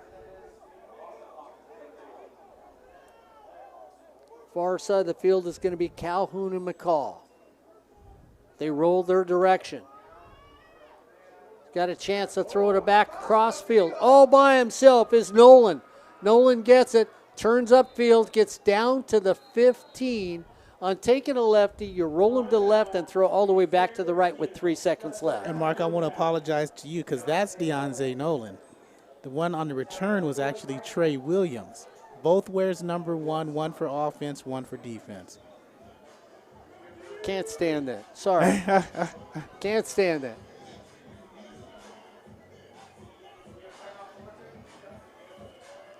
So they're going to try a field goal, Corey, which I find sort of amusing, but Pan comes in. Ball is spotted at the 22. You add 10. It's a 32-yard attempt. The kick is up, and the kick is good. As the clock runs out, it's going to be Fullerton, 35, the Wolverines 6 on Sportsnet, USA.net. So the Hornets have the sort of first half that they wanted. The Wolverines would have liked to have had better. But it's conference time right now, and I'm sure Garrett is talking to his team on the sidelines and telling them, look, this is the first half. We did this at El Camino. We had a great game at El Camino in that first half. But we had to play the entire game as they head off into the locker room here in the first half. And as they head off into the locker room here in the first half, it's the Hornets 35, the Wolverines 6 here on Sportsnet USA.net. Remember all sorts of sports here on Sportsnet USA.net. We've already talked about LA Valley, East LA. We've got a little, check the website. We've got water polo going on. You want to make sure you check out that. A little soccer going on. We've got football going on every weekend here on Sportsnet USA.net. And then at our sister station, 90.1 KBPK, a little volleyball and high school football going on. So whenever you turn around and you look for sports, you can find them at sportsnetusa.net or 90.1 KBPK. So we started off conference time looking at what the Hornets had been doing, 3-2 coming into it, not quite sure what we were going to see, hoping that we were going to see some spark on the offensive side and some grit on the defensive side. Well, that's exactly what we have seen in this first half. Yeah, the field has been shortened for the offense when they've had their opportunity to score their touchdowns. But even when they've stumbled, they've resurrected themselves and made sure they've gotten into the end zone. On the defensive side, well, what Brian Crooks and Dave Robinson has been teaching on the sidelines to their players and at practice is finally paying off. And they played a solid game of defensive football in that first half. Not only from the fact that they've only given up 6 points in that first half, but also from the fact that they've turned over multiple turnovers against this Wolverine team. And those multiple turnovers have ended up turning into additional points for this Hornet team in the first half. So when you add it all together, it has been a complete first half of football for this Fullerton Hornet football team. And that's the key phrase. The first half, it's been a complete game by this Hornet football team. We saw that at El Camino where they had a complete half of football. And then the second half came along, and sort of like Corey Neyland, you sort of went in the second half. Well, you guys had a really good first half. Then what happened? You know, I still don't think they're playing their best ball. I think it was a good first half. I don't think it was a very good first half. It's a very good score. But I don't think they played as cleanly as they could have. No, I mean, like I brought up when you were standing there, you know, their scores were aided by turnovers that put them in an outrageous field position. So that's why the score is 35-3. I think the defense might have shown me one of the better games they've had this season. Disagreement from Corey Neyland down at the other side of the booth. I think they're playing more together as they have been at any time of the season. And that's why that's why they're looking better at this time, because they're playing together. I still think if they can finish out this game with holding San Bernardino maybe to another field goal, then we can say, okay, now they've got it. And then we'll have to see their next game out against Southwestern on the 23rd if this was just an anomaly or if this is the way conference season, those 5 conference games are going to be. Well, I think it's going to be interesting to look at the stats in this first half, because I will say, after talking to some of the people on the field, I thought the yardage for our running attack would be doing much better at this time, but it hasn't happened so far. Well, look at this. I've got my own throne and a leather bracelet. Wow, look at that. I am... it's number 18's bracelet from the high school team. I don't know him, so I won't keep it because I don't want him knocking at my door asking for it later. Is that my bracelet you've got there? But I really did. I thought at this stage of the game, you and I'd both be looking at the running statistics and thinking, you know what? They're doing what we thought they would do in this game from a running attack. Corey, I don't think we've seen that yet from this Hornet football team. Yeah, and I don't think they've still committed to the running attack. In a game like this is one of those games where I'll take it back to either 2013 season. You know, that's one of my favorite years, where they ran the ball. Yeah, they were prolific passers, but when they got in that mode of running, they didn't need to throw a pass. But you like what Garrett is doing, especially on that last possession in the first half, where it was only 2 throws. But it was 2 important throws by Chandler because he got one to Huffman on the outside in rhythm. Pretty well defended. Then the second one for the touchdown over the middle. Pretty well defended. And it was right on the money. So that's an important drive for those 2 throws. Good job by Garrett getting him back in rhythm. If that carries over to the second half, then we can see. But we still don't know what their identity is. They want to be balanced. Let's see if they can do that. Yeah, and I mean, when you talk about balance, too, you've already brought it up. You talked about Green and how impressed you are with Green in the last couple games. We saw Black out there also. That has, when you look at his numbers statistically, running the football, I mean, Ryan Black, you look at him, he's averaging 8.3 yards a carry. And yet we don't see him. We saw him out a couple times, but not touching the ball yet tonight in a running attack like that. So it's the thing is that you say, well, you've got these prolific running backs as the stats head over to us. And you wonder. Thank you, sir. When you start utilizing the running attack right there, as we look at some of those things here in the first half, we look at passing. Matt Blackney 1 for 3, Chandler 7 for 11, Trey 0 for 1. Corey, when you've got yards there, you've got 68 yards passing for the Hornets. So it's like it's not like they've thrown for a lot of yards. 103 yards in the first half rushing is the difference. So, I mean, somebody would say to me, well, you know, when you look at it, but I look at attempts, 20 attempts running the football for 103 yards. And then when you look at the attempts that they had 14, 15 attempts passing the ball. So they'd say it was a balanced attack. Even though they look like a passing team, only 64 yards in the first half in that passing attack. Yeah, I mean, you throw 15 times, but again, it was one of those things where 2 of those passes were intercepted. 1 touchdown came late. Yes, it's a balanced attack because they have 103 yards rushing, but you'd like to see them commit to that a little bit more. You know, have a drive where you just run the ball and then set up that pass, making those passes a lot easier. One of the drives they had just finished moving the ball down, and then 3 straight passes, and they have to kick it off. They have to punt it away. So it's one of those things where you know, you want to get that rhythm. And, hey, sometimes it takes time for coaches to get that rhythm as well. But, again, we both feel that these last 5 games of the season in conference is where Fullerton does their best coaching. Mm-hmm.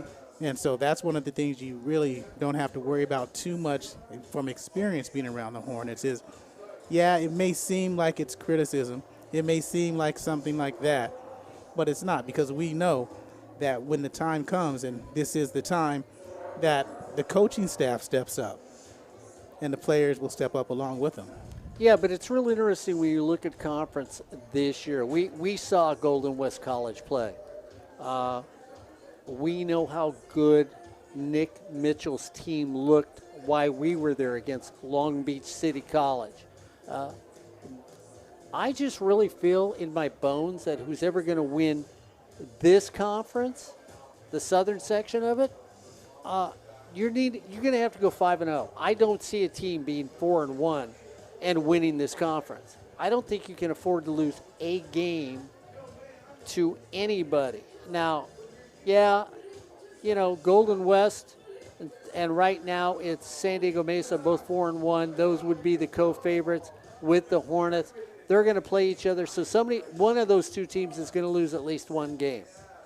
If you're the Hornets, you got to make sure that other team loses that one game to you, and then you own the conference. If you lose it to them, yeah, you could both end up the season with the same record, but because they beat you head-to-head, you're not going anyplace except maybe to the Bye-Bye Bowl in Bakersfield at 5 o'clock at night. When Joe and Ryan keep saying to us in the backseat of the car, when we getting there? When we getting there? And Gabby keeps saying, what do you mean? It's another 4 hours till we get to Bakersfield? That'll be one heck of a bowl game. That's all I can tell you. It's going to be it's going to be kind of like today. Yeah. So when people look at Corey and I and go, well, you guys get a little critical. They don't understand. We got a lot at stake on that. We don't want to drive to Bakersfield. That's why we're critical. That's it. And we love Bakersfield. We do love Bakersfield. Here's the thing. Tailgating in Bakersfield before a game, it's great. Might be the best in the state. Just because really that's kind of like their pro team. Their big college team is Bakersfield Renegades. Yeah. So when you go there, we had a good rib. We had a good brisket. We had some good beans. We had a bad hot dog. Yeah, but they were free. But that wasn't tailgate. They were free. But no, yeah, we don't want to go because, we want to stay here. But again, if we have to go, food's all right. Yeah, and sometimes they look at you and say, hey, the roof is much more comfortable. You go to Bakersfield in November, the booth is cold at 64, 32 up on the roof with the wind blowing. We were lucky if it was 32, Mark. Look at Joe. Joe is so excited about going to Bakersfield right now. Joe's going, 32? I got some winter coats that I've never worn, And Ryan, I'm sure, our Colombian counterpart is just used to those cold winters down south, so he'll be happy to go with us too here on sportsnetusa.net. Speaking of cold winters, for San Bernardino, it's been a cold first half because they're down right now 35-6 to your Fullerton College Hornets here on sportsnetusa.net. I was explaining to the fans too, Corey, that we do a little volleyball on 90.1 KBPK because we call Fullerton College Sports. Happened to see Fullerton play Santa Ana this last week, and I know you were on the air calling that. This last week, yesterday, Mark. It's a busy week. That was yesterday? That was yesterday. Joe said that next was week? yesterday. Okay. They had swept Santa Ana 3-0.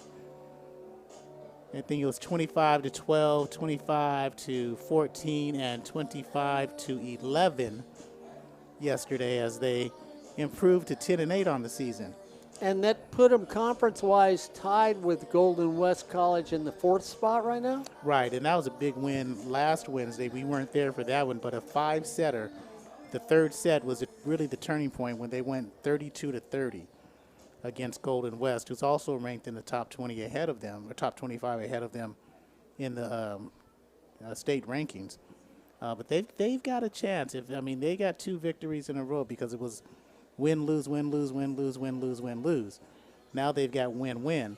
And if they can keep it going and sneak in to 3rd place, I'm not sure that will happen, but if they can get into 4th place, they'll be a playoff team. Yeah, so we've got more volleyball coming up later on. Am I right there? Yes, we are. Faith Webb looking to go in, be one of the all-conference performers. Again, she's one of the players, one of the key players in the conference, the OEC. The best in the state, might be the best in the nation. But again, Fullerton College's best player, second on the team in assists, first in aces, second in conference in assists, second in service aces, and in the top 10 in kills. So she's an outstanding player. But if they can get key contribution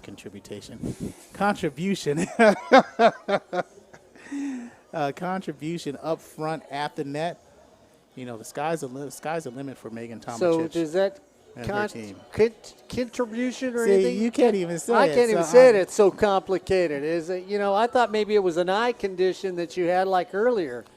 The word is, Mark, is contributation. Oh, okay. That's where you add up everything somebody's done and then you figure out how much they've contributed? No. That's a volleyball term, Mark. Come on. Remember, you can always go down to your local bookstore and look for that dictionary by Corey Neyland here on SportsNetUSA.net. Or you can talk about referees and find Home Cooking, also authored by Corey Neyland here on SportsNetUSA.net. Well, the team's heard about those two books I were talking about. They're all running out here as fast as they can. I think they want your second volume of Home Cooking here on SportsNetUSA.net. Make sure when you're looking for sports, you can go to 90.1 KBPK, our sister station, or stay here always on SportsNetUSA.net. If you go to 90.1 KBPK, don't forget, best music, best variety on 90.1 KBPK. And of course,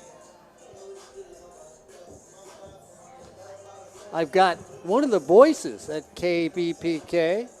My managing director is sitting next to me, Joseph Pavlenko. And Joe, you got some real exciting things going on over for those who may want to go into the radio at that radio program at Fullerton College. You got a new studio coming up in the near future besides what you've got going on today.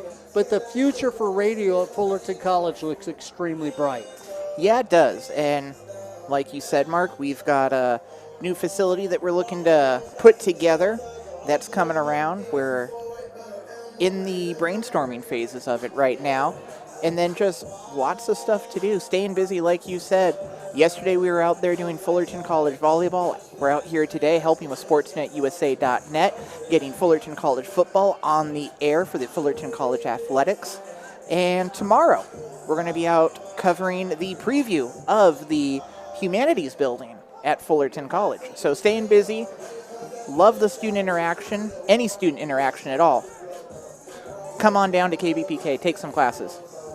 There you go. You get to go on the air with Joe and Ryan. And also, don't forget, when we talk about the department where the radio department's at, Jay Seidel has a brand new program over there, and it's all based on drones. I mean, you can become an FCC licensed pilot through the drone program with Jay Seidel. If you're interested about that, make sure you take a look at it. Are those the drones you can trust? Because I was out in Kentucky earlier this year, and my family swore that you have drones up in the sky making clouds. Those aren't those kind of drones, are they? No. And if they're Jay Seidel's drones, that's a long way from Fullerton College. That's all I can say here on SportsNetUSA.net.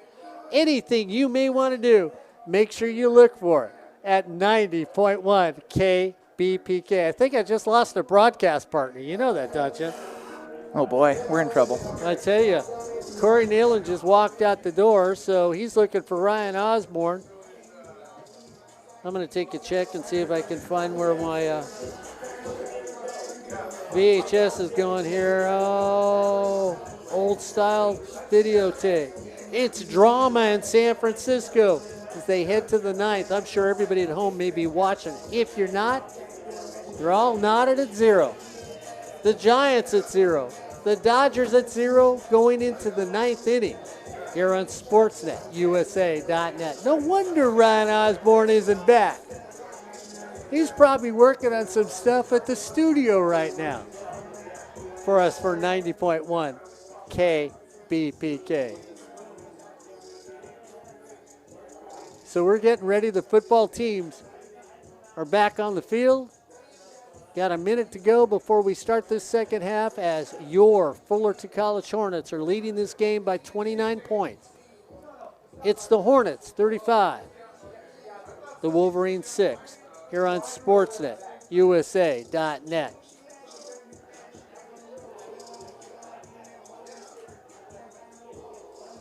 So it's been an exciting first half. Joe letting you know what's going on over at Fullerton College. Corey Neyland giving you a little knowledge of what's going on besides football at Fullerton College. And last but not least, Friday night, homecoming at Fullerton High School. Corey and I will be there on 90.1 KBPK. A little high school football tomorrow night on 90.1 KBPK.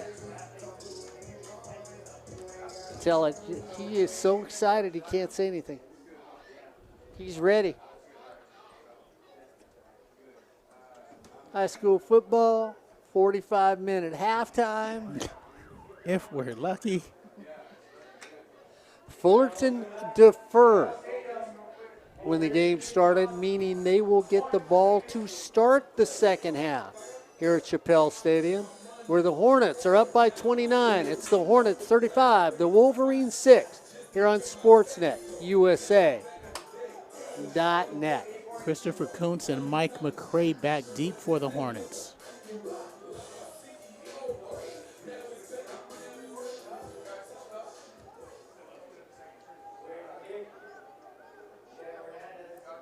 Bounce taken at the 25. McCray takes it, turns, gets across the 30, down to the 33. Don't forget, if you're sitting around home right now and you're thinking about that car you need, no better place to go than Miller Toyota of Anaheim. Look for the specials and the deals they have for you online at Miller Toyota of Anaheim. Remember, Miller Toyota of Anaheim is a proud sponsor of community college sports, but most of all, education. That is Miller Toyota of Anaheim. Gal band comes back out. Black, Green, and Brandon Rankins in the backfield for the Hornets. Gal band, straight dive play, up the middle. Brandon Rankins gets an easy 5 on that one. And it's a full house backfield out of the shotgun. So with that full house, you can go option style as well. Straight up the middle again. Gain of maybe 1 right across the 40. That's DeJuan Watkins out of DeSales High School in Louisville.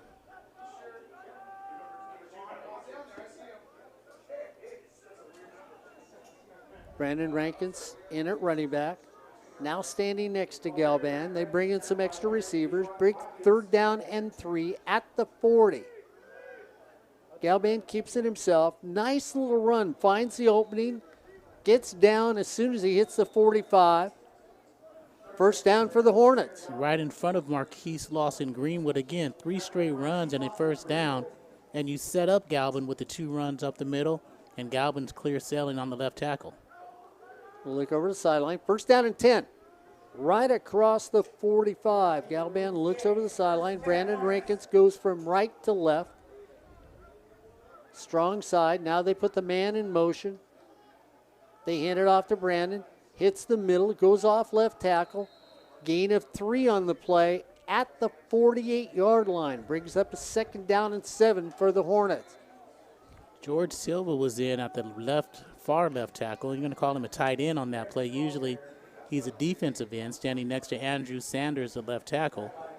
Nate Ramirez, the left guard. Nate's the center. The left guard is going to be Eduardo Barajas Contreras. Thomas and Smith at the far side of the field. Galban back. Has great pressure. Steps up. Little trouble. Looks to find something. Can't find a hole. Gets back to the original line of scrimmage. And he's going to be down there. So it's going to bring up a 3rd down and 7. For the Hornets, mark on the right side, Marcelo Signs, the right guard, and Daniel Medelis is the right tackle. Black in at running back. Huffman to the near side of the field. 3rd down and 7. Galban keeps it himself, fakes it to Black, gets up across the 50 to the 46. It's going to bring up a 4th down, Corey, which I think you would go for. Yeah, outstanding tackle by Lawson Greenwood. He's had a busy night. That's his 7th tackle this evening. Huffman goes to the far side of the field. 4th down and 2. Black still in at running back. Smith to the near side of the field. Griffin in the slot here on the near side of the field. 4th down and 2. They run a delayed, then a delayed pitch to Blackman. Blackman goes to the outside, gets across the 40 down. So they fake the dive play. Then he looks like he's pulling it up to throw it. Then he pitches it. That's the same play as the touchdown. Same play, that's a run, not a pass. Okay. Well, that's why I was going to bring that up, because from this angle, we get a better angle on what the play was. Galban goes back. Going down deep in the corner. Oh, looked like it was going to be a touchdown. Great defense in there because the ball was in the hand, gets knocked out at the last second. And even though that was incomplete, that was Galban's best throw of the evening. He had 2 rhythm throws before the end of the half, but that was the best throw. It went off the hands of Braden Huffman. And he was well defended. Thomas goes to the far side of the field. Charles Byers comes in.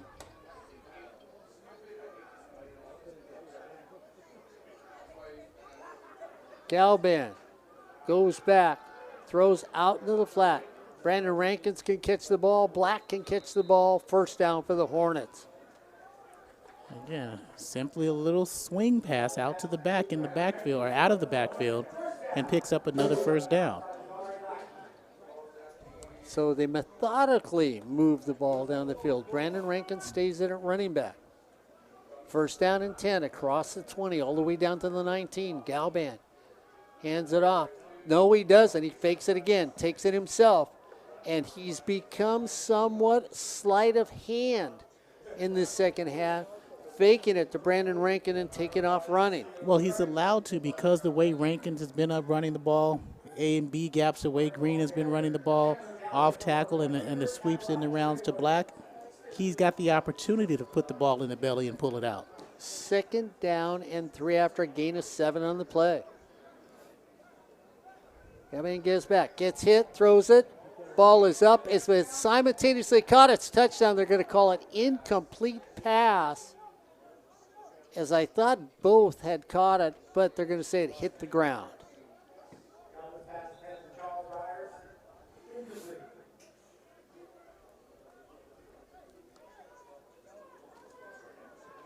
Galban looks back over.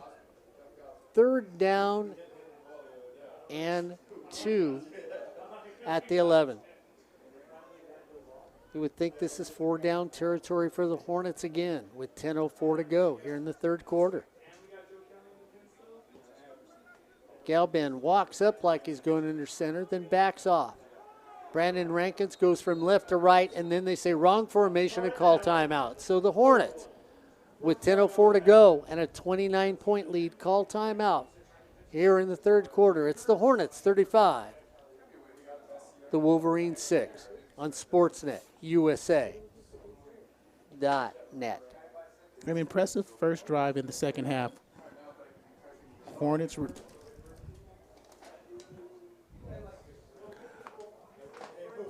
looking well. So,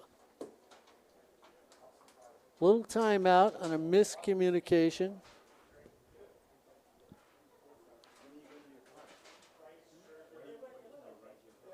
Taking their time.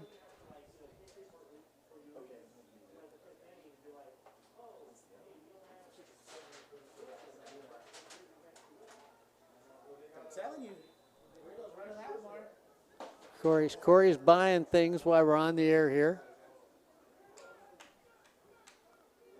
Galban comes back out. Hands it off to Brandon Rankins. Cuts the inside, stays on his feet, down to the 5. Should be a first down for the Hornets.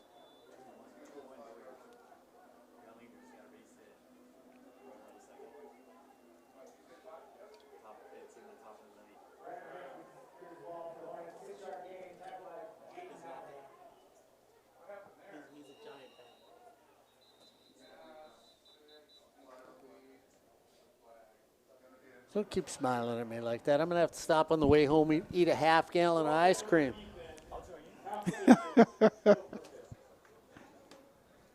$9:41.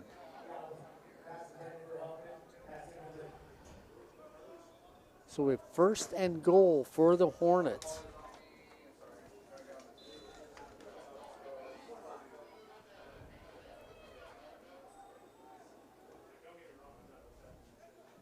First and goal for the Hornets.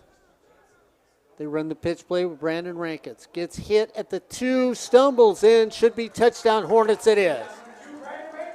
So Brandon Rankins gets another touchdown with 9:34 to go. The Hornets now up with 42 points.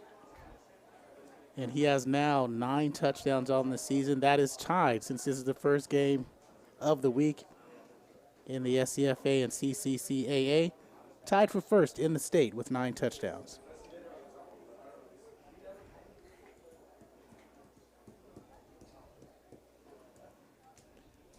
Ball is spotted, kick is up, and the kick is good. You get a running start at the end. You should block the field goal.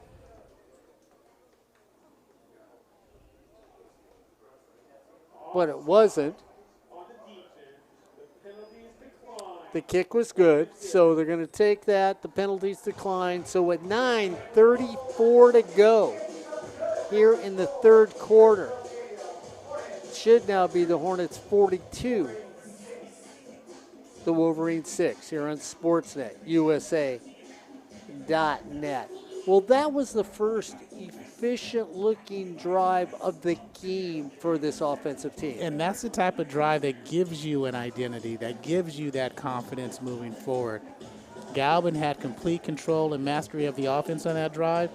The plays were well called and well developed and well executed, and they scored. That's what allows you to get things going good for the Fullerton College Hornets. Contraband man makes his statement. Boy, I tell you. Barter.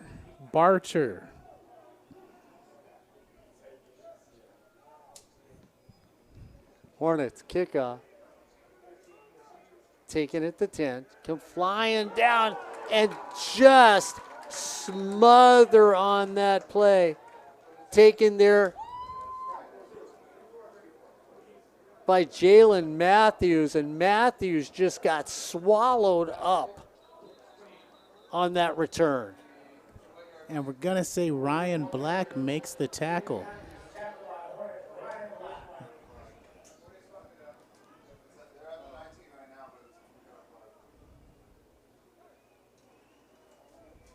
So Cooper Justice comes back out. There were 2 number 1s on the field for the receiving team. 5-yard penalty, first down. And that's why there should have been a penalty on the last time, because Trey Williams and Deonze Nolan were on the field the last time there was a kickoff. Now, that's interesting because I didn't know that was an illegal procedure penalty when you were in double numbers out there. Cooper Justice comes back in. Keeps it himself.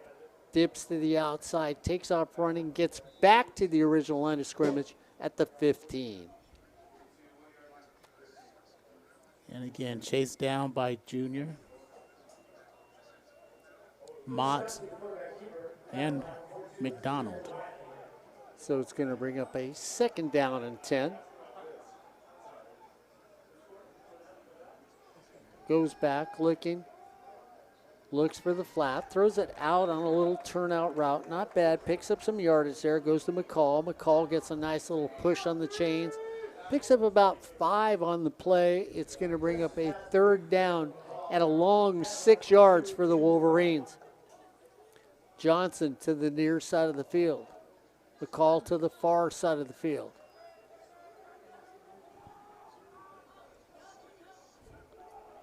Bacher, the running back. Cooper Justice gets ready. Big third down play. Don't want to give the call back. Here come the Hornets. Looks once again, goes down. The ball's on the ground. Incomplete pass. And so that brings up a fourth down. And if you're the Wolverines, you want to kick it away and kick it away right now. Deshaun Griffin comes back on the field for this punt return.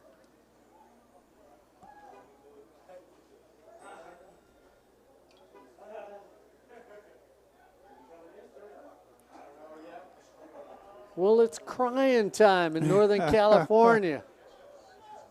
Deshaun Griffin standing at the 50. high spiral. He's going to take it. He's going to let it hit the ground. Then he picks it up. Then he gets flattened right at the 42. Eric Wells.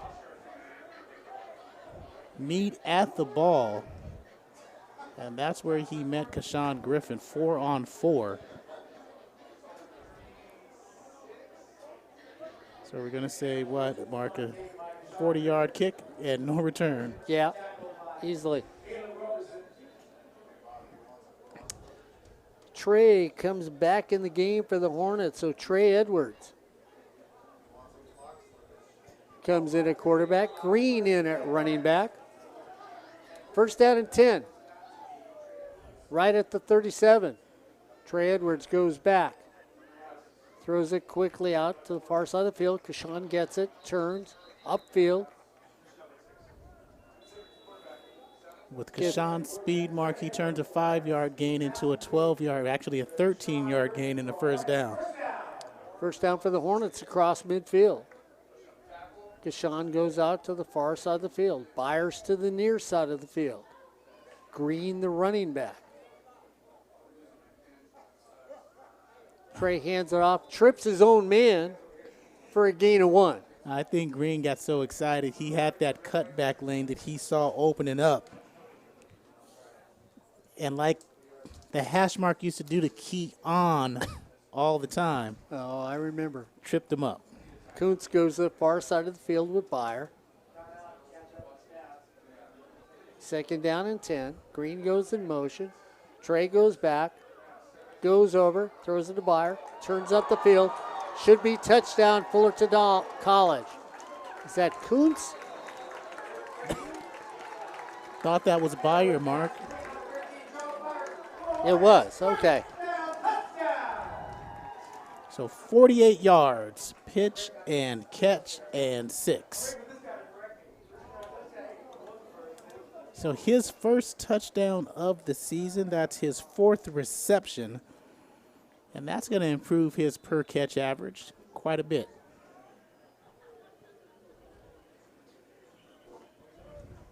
So 4 catches, almost 80 yards now.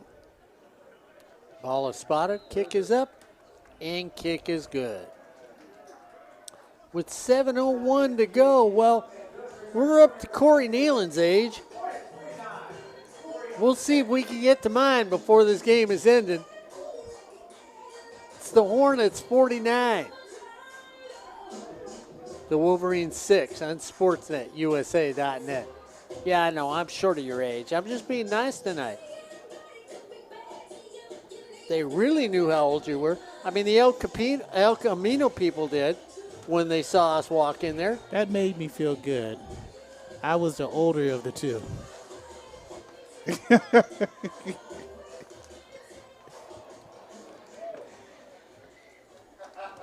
So the Hornets hit the 49-point mark in this game, and we've got 7 minutes to go here in the third quarter on SportsNetUSA.net. Matthews back deep for the Wolverines. Little squib kick. Takes that sweet little hop. It's right up there. Taken out of there and run down by Austin Bacher, the running back, who was waiting for that just to come up in the right direction to him. And it took a candy hop. Any good shortstop would have made a play on that. And he did. Nice return, puts him in good field position. And again, this is a San Bernardino team who, in the American division the last few years, has been prolific. I mean, last year, or 2 years ago, I should say, they lose one game, get to the playoffs, get to the championship game. A couple years ago, they lose 2 games, but they put up offensive numbers like you wouldn't believe.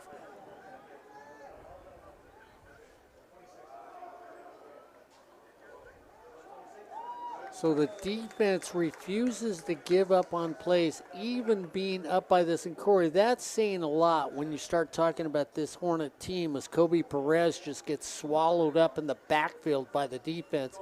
We have timeout on the field with 6:25 to go. player down in the field, so we'll take a little break here in action with the Hornets up 49-6 over the Wolverines on Sportsnet, USA.net. Next time you're out and about, maybe just because you have nothing better to do, well, go on over to Miller Toyota of Anaheim. That's right. Just go over and take a look at the new cars that are coming out today. Look at all the gadgets and gizmos and thingamabobs that are on there. I mean, that, you know, if I could buy a car with some nice thingamabobs, I'd probably buy it. And if I was going to buy it, I'd buy it at Miller Toyota of Anaheim. So next time you're out, stop and say, hey, can I have that red car with two thingamabobs, a whatchamacallit, and whatever that other thing is, I'll take it, from Miller Toyota of Anaheim. Miller Toyota of Anaheim is a proud sponsor of community college sports and, most of all, education. That's Miller Toyota of Anaheim. Second down for the Wolverines. Cooper Justice gets hit when he gets leveled, and the ball goes no place. Young man's gotten beat up tonight, Corey, by this really energized defense by Brian Crooks. Yeah, Jason Wallace is first on the scene. Jalen Early is there as well. But Wallace has one of the nose tackles in their base 4-3 or cover 2 defense that Brian Crooks likes to run. Nice job by the big guys up front. Levi Finch is now in the game for the Wolverines. Levi here to the near side of the field. Cooper Justice hands it off. Bacher tries to run the outside. We get a flag there. Normally that's going to bring it back. So Bacher looked like he had a running play going. Comes back, so they'll probably call holding. So they're going to pick up the flag. Good pickup, Mark. And again, this is a Wolverines team, again, coming up from the American Division to the National Division with basically, and you talk to the coaching staff, basically a new coaching staff. They came together almost at the last minute. A lot of new players, key players not playing this year. And it's just been a significant, not significant, but it's been a result of a 1-3 record coming into this game. Yeah, it's a growing experience for all the athletes and the coaches. So trying to get their punt team lined up. Deshaun's going to stand at the 30, hoping to get an opportunity. High kick. Going to drop short, kick backwards. Finally is going to get down at the 45. So a punt of about 15 yards for the Wolverines. First down and 10 with the Hornets. 4:57 to go. Here in the third quarter, it's the Hornets 49, the Wolverines 6 on Sportsnet, USA.net.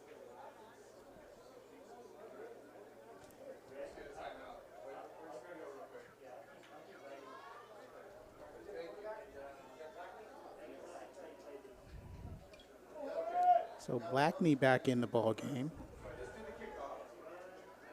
Hands it to Black. Black up the middle. Across the 50. Down to 45. And Mark, really, you've got to say the offensive line for the Hornets is really Personal foul, 77 to the offense, 15 yards. It will be a first down to get the line to game. so the offensive line is really taking control of this ball game. And 77 on the offensive end, Mark, is Craig Michael Rush, who gets the personal foul called on him. And that's what they've wanted to do. That's what our offensive line coach said they wanted to do, and they've really responded well. Yeah, and they're running the ball well with 4:30 to go here at 9:34 at night. Well, I guess we'll all get home about midnight. Then we're up at 6 in the morning so we can go to another show. Oh, some of us youngsters are up at 5 in the morning. One of us will get home at midnight.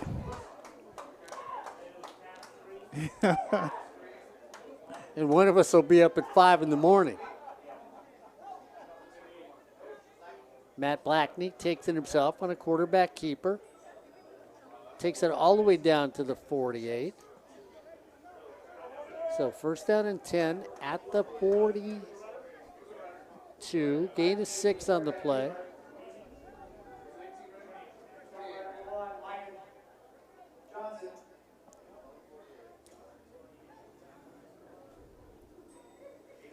So Matt Blackney looks over the sidelines.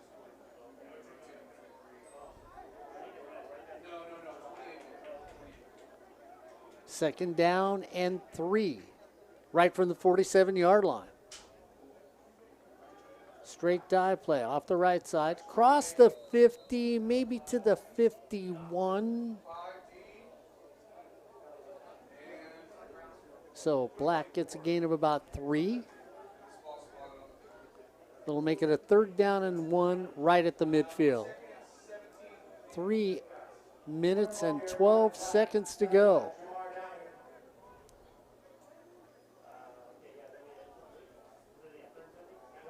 Hand it off to Black again. Cuts the outside and across the middle. So I guess Ryan Osborne's going to be on his way to Southwestern on Saturday, as it's crying time for anybody who's wearing orange and black this night, as the Dodgers come back to beat the San Francisco Giants 2-1 in a divisional playoff. Probably cheated. Probably throwing spitters, using cork bats. Matt Blackney comes back, throws it out. Nice little pitch by Matt. Thrown out there easily. Taken out of the air right there by Giovanni Masick. So Giovanni Masick makes a nice little catch. First down and 10 at the 25. Masick stays in the slot. Black in the backfield. Matt Blackney at quarterback. Goes back. Goes over. Should have been caught. It was there, dropped. Hit him in a bad spot, Mark. The hands. Yes. Elisha Thompson, again, he makes the drop, but again, he's got pretty good hands. So if he gets another opportunity, you'll know he'll make that catch. Second down and 10. Green now in the game at running back. Matt Blackney takes it himself, goes straight up the middle on the quarterback keeper. Ball comes out, and it should be a turnover. Let's see what they'll say. So the freshman out of Loera lowers his head, puts his shoulder down, ball pops up. That's going to be a fumble recovered by the Wolverines' Jameer Downing. So it is a turnover. And so with 1:39 to go, the Hornets turn the ball over. Heading this game 49-6 on SportsNetUSA.net. And Mark, we're going to have a Friday Night Mike's conversation in the car after the game, because you mentioned your team, the Giants, with the loss, and they lose in the divisional round. We've always talked about if you don't make the World Series or the championship, it's not a successful season, it's a failure. This was a great season by the Giants and successful as well. Nice, great one-handed catch taken right there by Staples. Otavian out of Silverado High School in Victorville. Silverado, the Walkers. Mark and Marcella. Steven went to Silverado. Calhoun goes back over this time, bounces off the hands.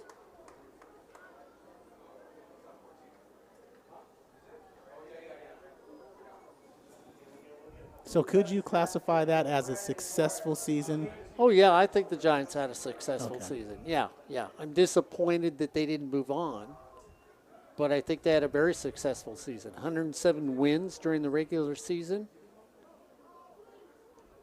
Most by them. It's a franchise record this year. Ooh, Isaac Hurtado. And here comes Cooper Justice. And I like what he did. He helped Cooper Justice off the ground.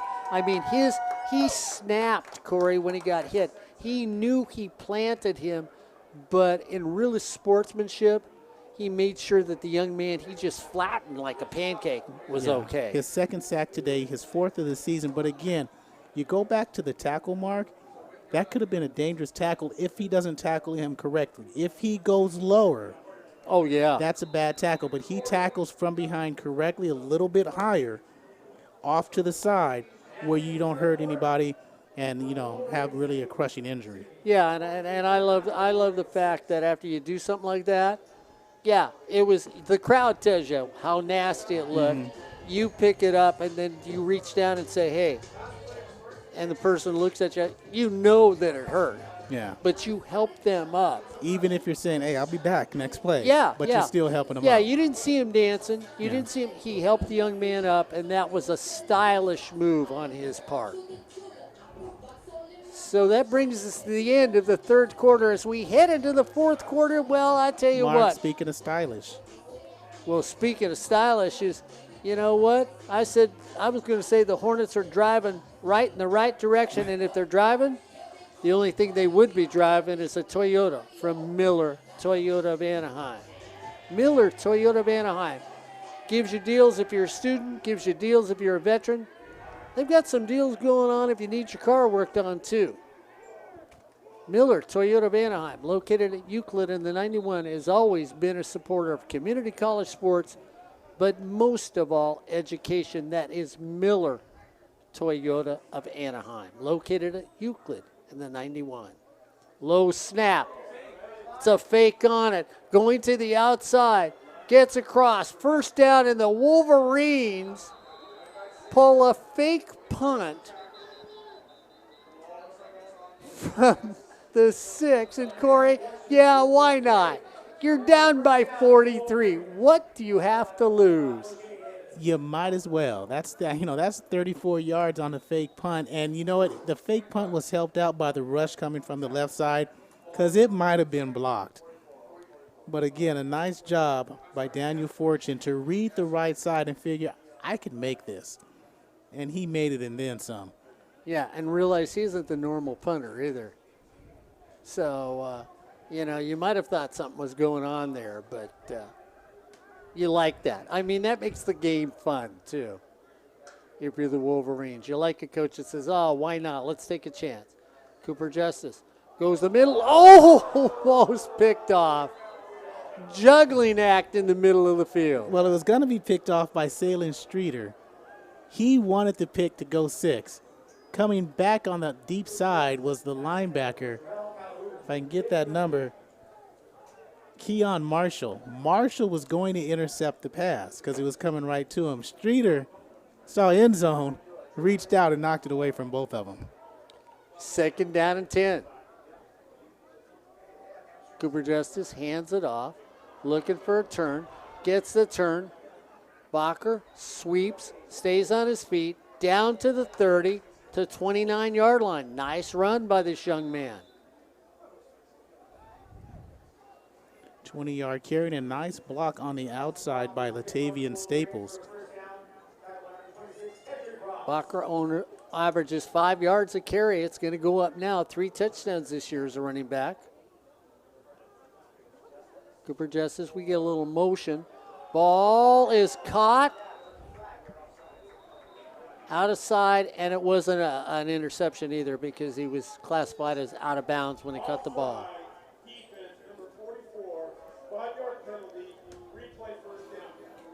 Zach Brogdon a little too anxious. Any of you guys know of an ice cream store that's open all night long? Yes. Okay. I need to stop there. Cooper Justice. First down and 5. Looks the sideline, gets the signals, looks back. Defense is only giving up 6. And we're going to get a flag. Timeout, San Bernardino, because they would have gotten delay of game with 12:56 to go here in the fourth quarter. With 12:56 to go here in the fourth quarter, it's the Hornets 49, the Wolverines 6 on Sportsnet, USA.net. Make sure you stick around this weekend on Sportsnet, USA.net. Ryan Osborne heading to San Diego on Sportsnet, USA.net. Going to take a ride with Ed Ford. Heading down to do a little Golden West College football against Southwestern this Saturday on Sportsnet, USA.net. sure he's looking forward to that. Corey Neyland tomorrow night on 90.1 KBPK. He's doing a little high school football tomorrow night on 90.1 KBPK. I know he's looking forward to that. I bring a brand of minimalism to the broadcast, Mark. Cooper Justice goes back, tries to thread the needle. And his receiver was falling down as he was trying to make the catch, and it doesn't make things easier when you're falling down on a perfectly thrown ball. You're open, you got a first down, possibly a touchdown, but again, it goes for naught. But Corey, like you said, Cooper Justice has been hit so often tonight that he's just a little quick on the trigger. Mm-hmm.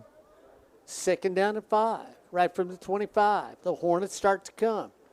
They give to Austin Bacher. He gets enveloped by the ocean of gray. Going to be a loss of 3. Okay. Greg agrees with me. I said they was enveloped by the entire defense, and he said it was everyone. So both of us on the same page here on sportsnetusa.net. 3rd down and 8 for the Wolverines. Cooper Justice goes up, gets hit on the money.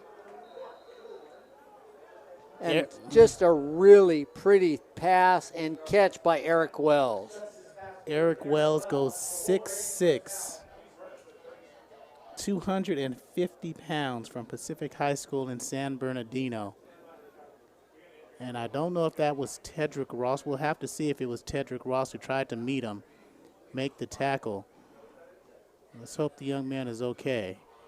Nothing more than a stinger, because he came in shoulder first, not an illegal hit, so he came shoulder first. Yeah, this is something you've been seeing more with defensive backs, Corey, where they've been taking on the bigger running backs, as running backs or big ends now are out there, and they're no longer tight ends, they're wide receivers. Yeah. And fortunately, the young man for Fullerton is up and walking on his own. And that's Anthony Wilson, who comes up and makes the stop. 6'3", 200 out of Euless, Texas, Trinity High School. But again, 6'6", 200 again, 6 feet 200 against 6'6", 250. Usually 6'6", 250 is going to come out on top. 1st and goal for the Wolverines. Cooper Justice comes back out quickly. Austin Bacher, the running back. The Hornets look like they're coming. Throw it over for the corner. It's a fight. Incomplete. Good defense on that. Not allowing the person to come down with the ball.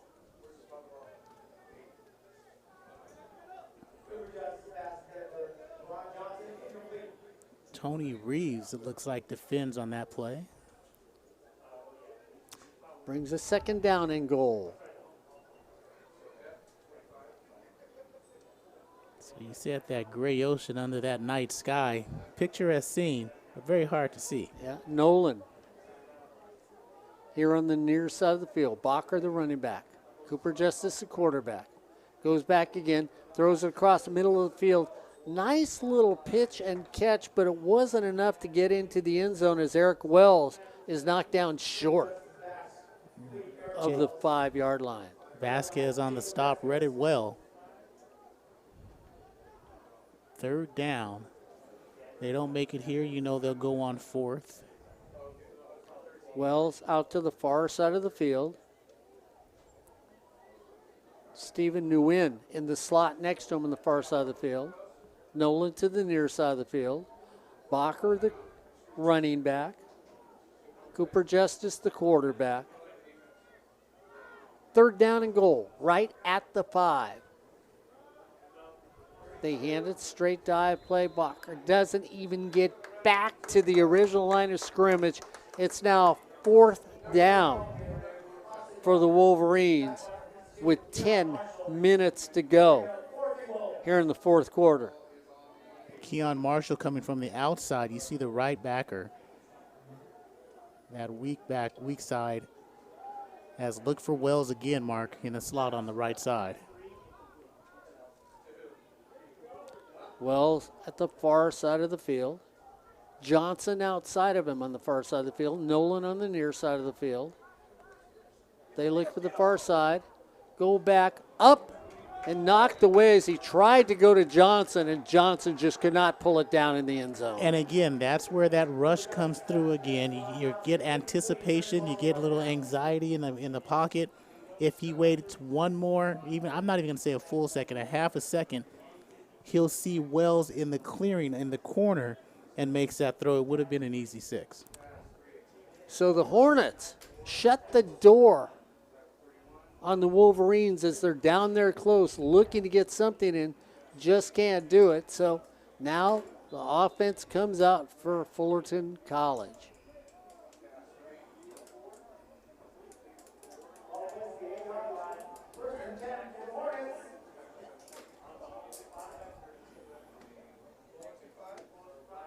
Matt Blackney under center. Nice little dive play straight up the middle. Green carrying the ball. Gain of 8 on the play. And we'll be surprised if they throw the ball here and up comfortably, 49-6. Fullerton's going to move to 4-2 on the season, but more importantly, 1-0. Yeah, 1-0. Matt Blackney, one of the few quarterbacks that gets underneath the center here on this Fullerton team. Hands it to Green again. Green cuts to the outside. Nice, he hits tackle, Corey. There was nothing there. When he hits tackle, he veers to his right, finds a lane, stays on his feet, and moves the chain. Green comes out of the game.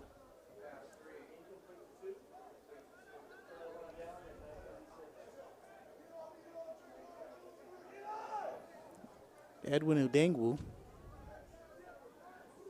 is the running back. Blackney almost gets him to jump.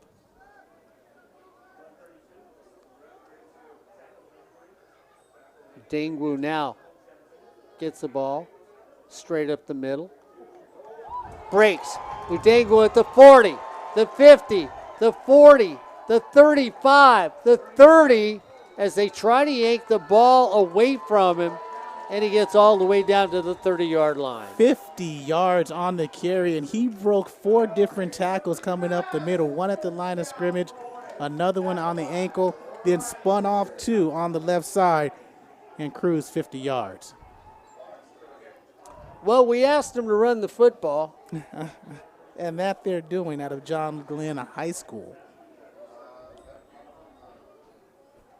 Matt Blackney in a shotgun formation. First down and 10 at the 30. We get a jump. Be offsides against the Wolverines. I hope the other cameraman had that run.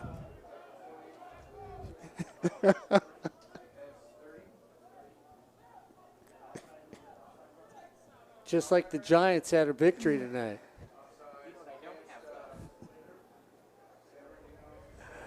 Oh, no.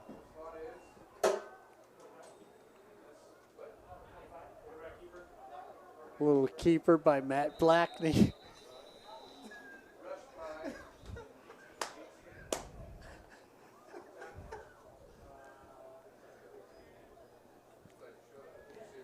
Rent free, baby.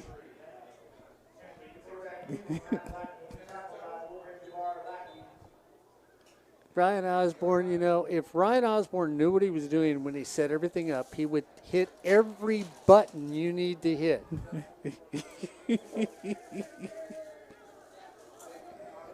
Second down and 3 for the Hornets, right at the 22. Straight up the middle, across the 20, down to the 19. They run the clock. Yes, sir.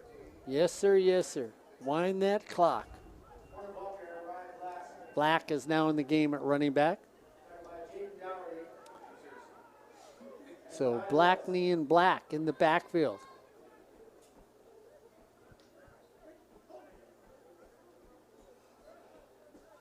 8 at the line of scrimmage for the Wolverines. Try and stop that run any way they can.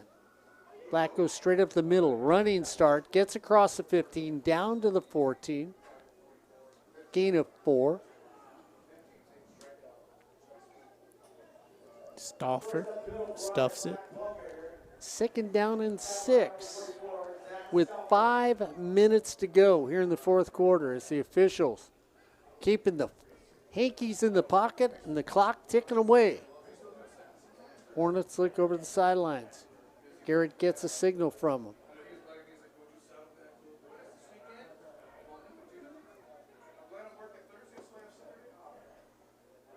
So again, gets it to Black, cuts the corner, refuses to go down, gets across the 5. It'll be 1st and goal for Fullerton with 4:33 to go here in the 4th quarter. It's the Hornets 49, the Wolverines 6 here on Sportsnet, USA.net. Black looking to get his 2nd touchdown of the season.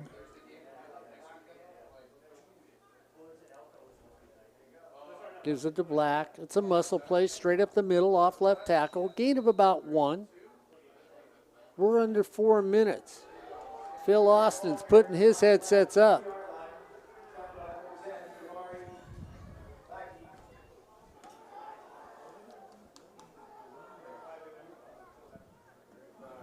Udangwu back in the ball game, so maybe he gets his first touchdown this season. They almost get him to jump. Now they move him from right to left. Blackney still in a shotgun formation. They give it to Udangwu. He goes down to the 1. They mark him down there. Gets hit initially at the line of scrimmage. Spins close. Yeah, he did spin close. And Doherty, the team's leading tackler, racks up his 7th stop tonight. And again, he's been busy. Lawson Greenwood has been busy, and Stauffer. 3rd and goal for the Hornets.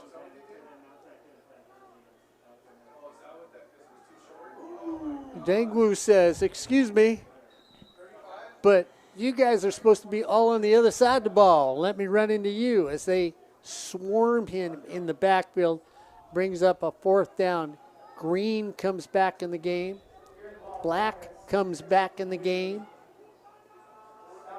And you know what we're going to see, Mark? I'd like to see an option here.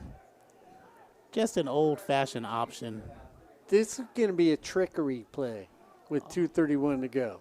Offset eye? No, they're going power eye. They're going power eye, aren't they? 1983, like the last time they played. This is a Maryland I formation they had. They run it straight up the middle and don't get there. So the defense for the Wolverines make the stop with 2:16 to go. With 2:16 to go, it's the Hornets 49, the Wolverines 6. Here on Sportsnet, USA.net. Mark, you call it a Maryland eye. I'm going to call it a Nebraska eye because that's the national championship team in '83. Number 30 won the Heisman. So I'm going to call that the Nebraska eye. Well, now I'd have to correct the young man to my left because if you actually look where that formation was created. I didn't say where it was created. And that's why it's called. I'm going to say what it should be called, and what I'm calling it is a Nebraska eye.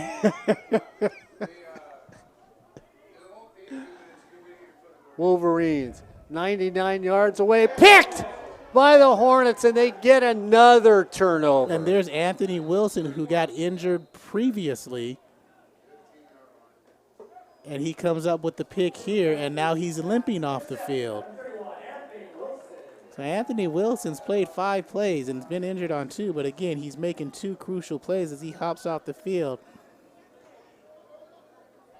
He's got, you know, Mark, even though he's hopping off the field, you can see that smile on his face. Let's hope the young man's okay.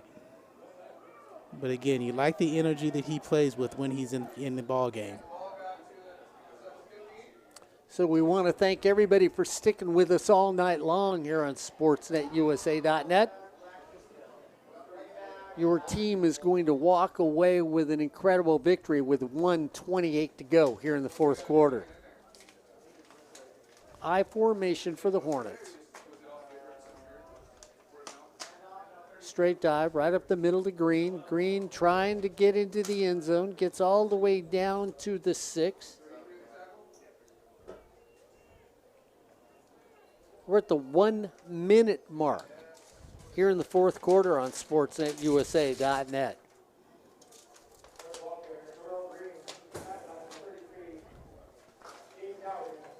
I formation. Blackney under center. They hand it again, straight up the middle. Try to get down, just cut down short, and with 40 seconds to go, that should be the last play of the game. They just keep running the clock. Garrett walks out to the official, gives him a hug, says thank you very much for the game, and that's going to bring us to the end of the game. So as we come to the end of the game, your Hornets win their first conference game and took a step in the right direction as the Hornets come away with a victory, 49-6 over the Wolverines. You've been watching Community College Football on SportsNetUSA.net.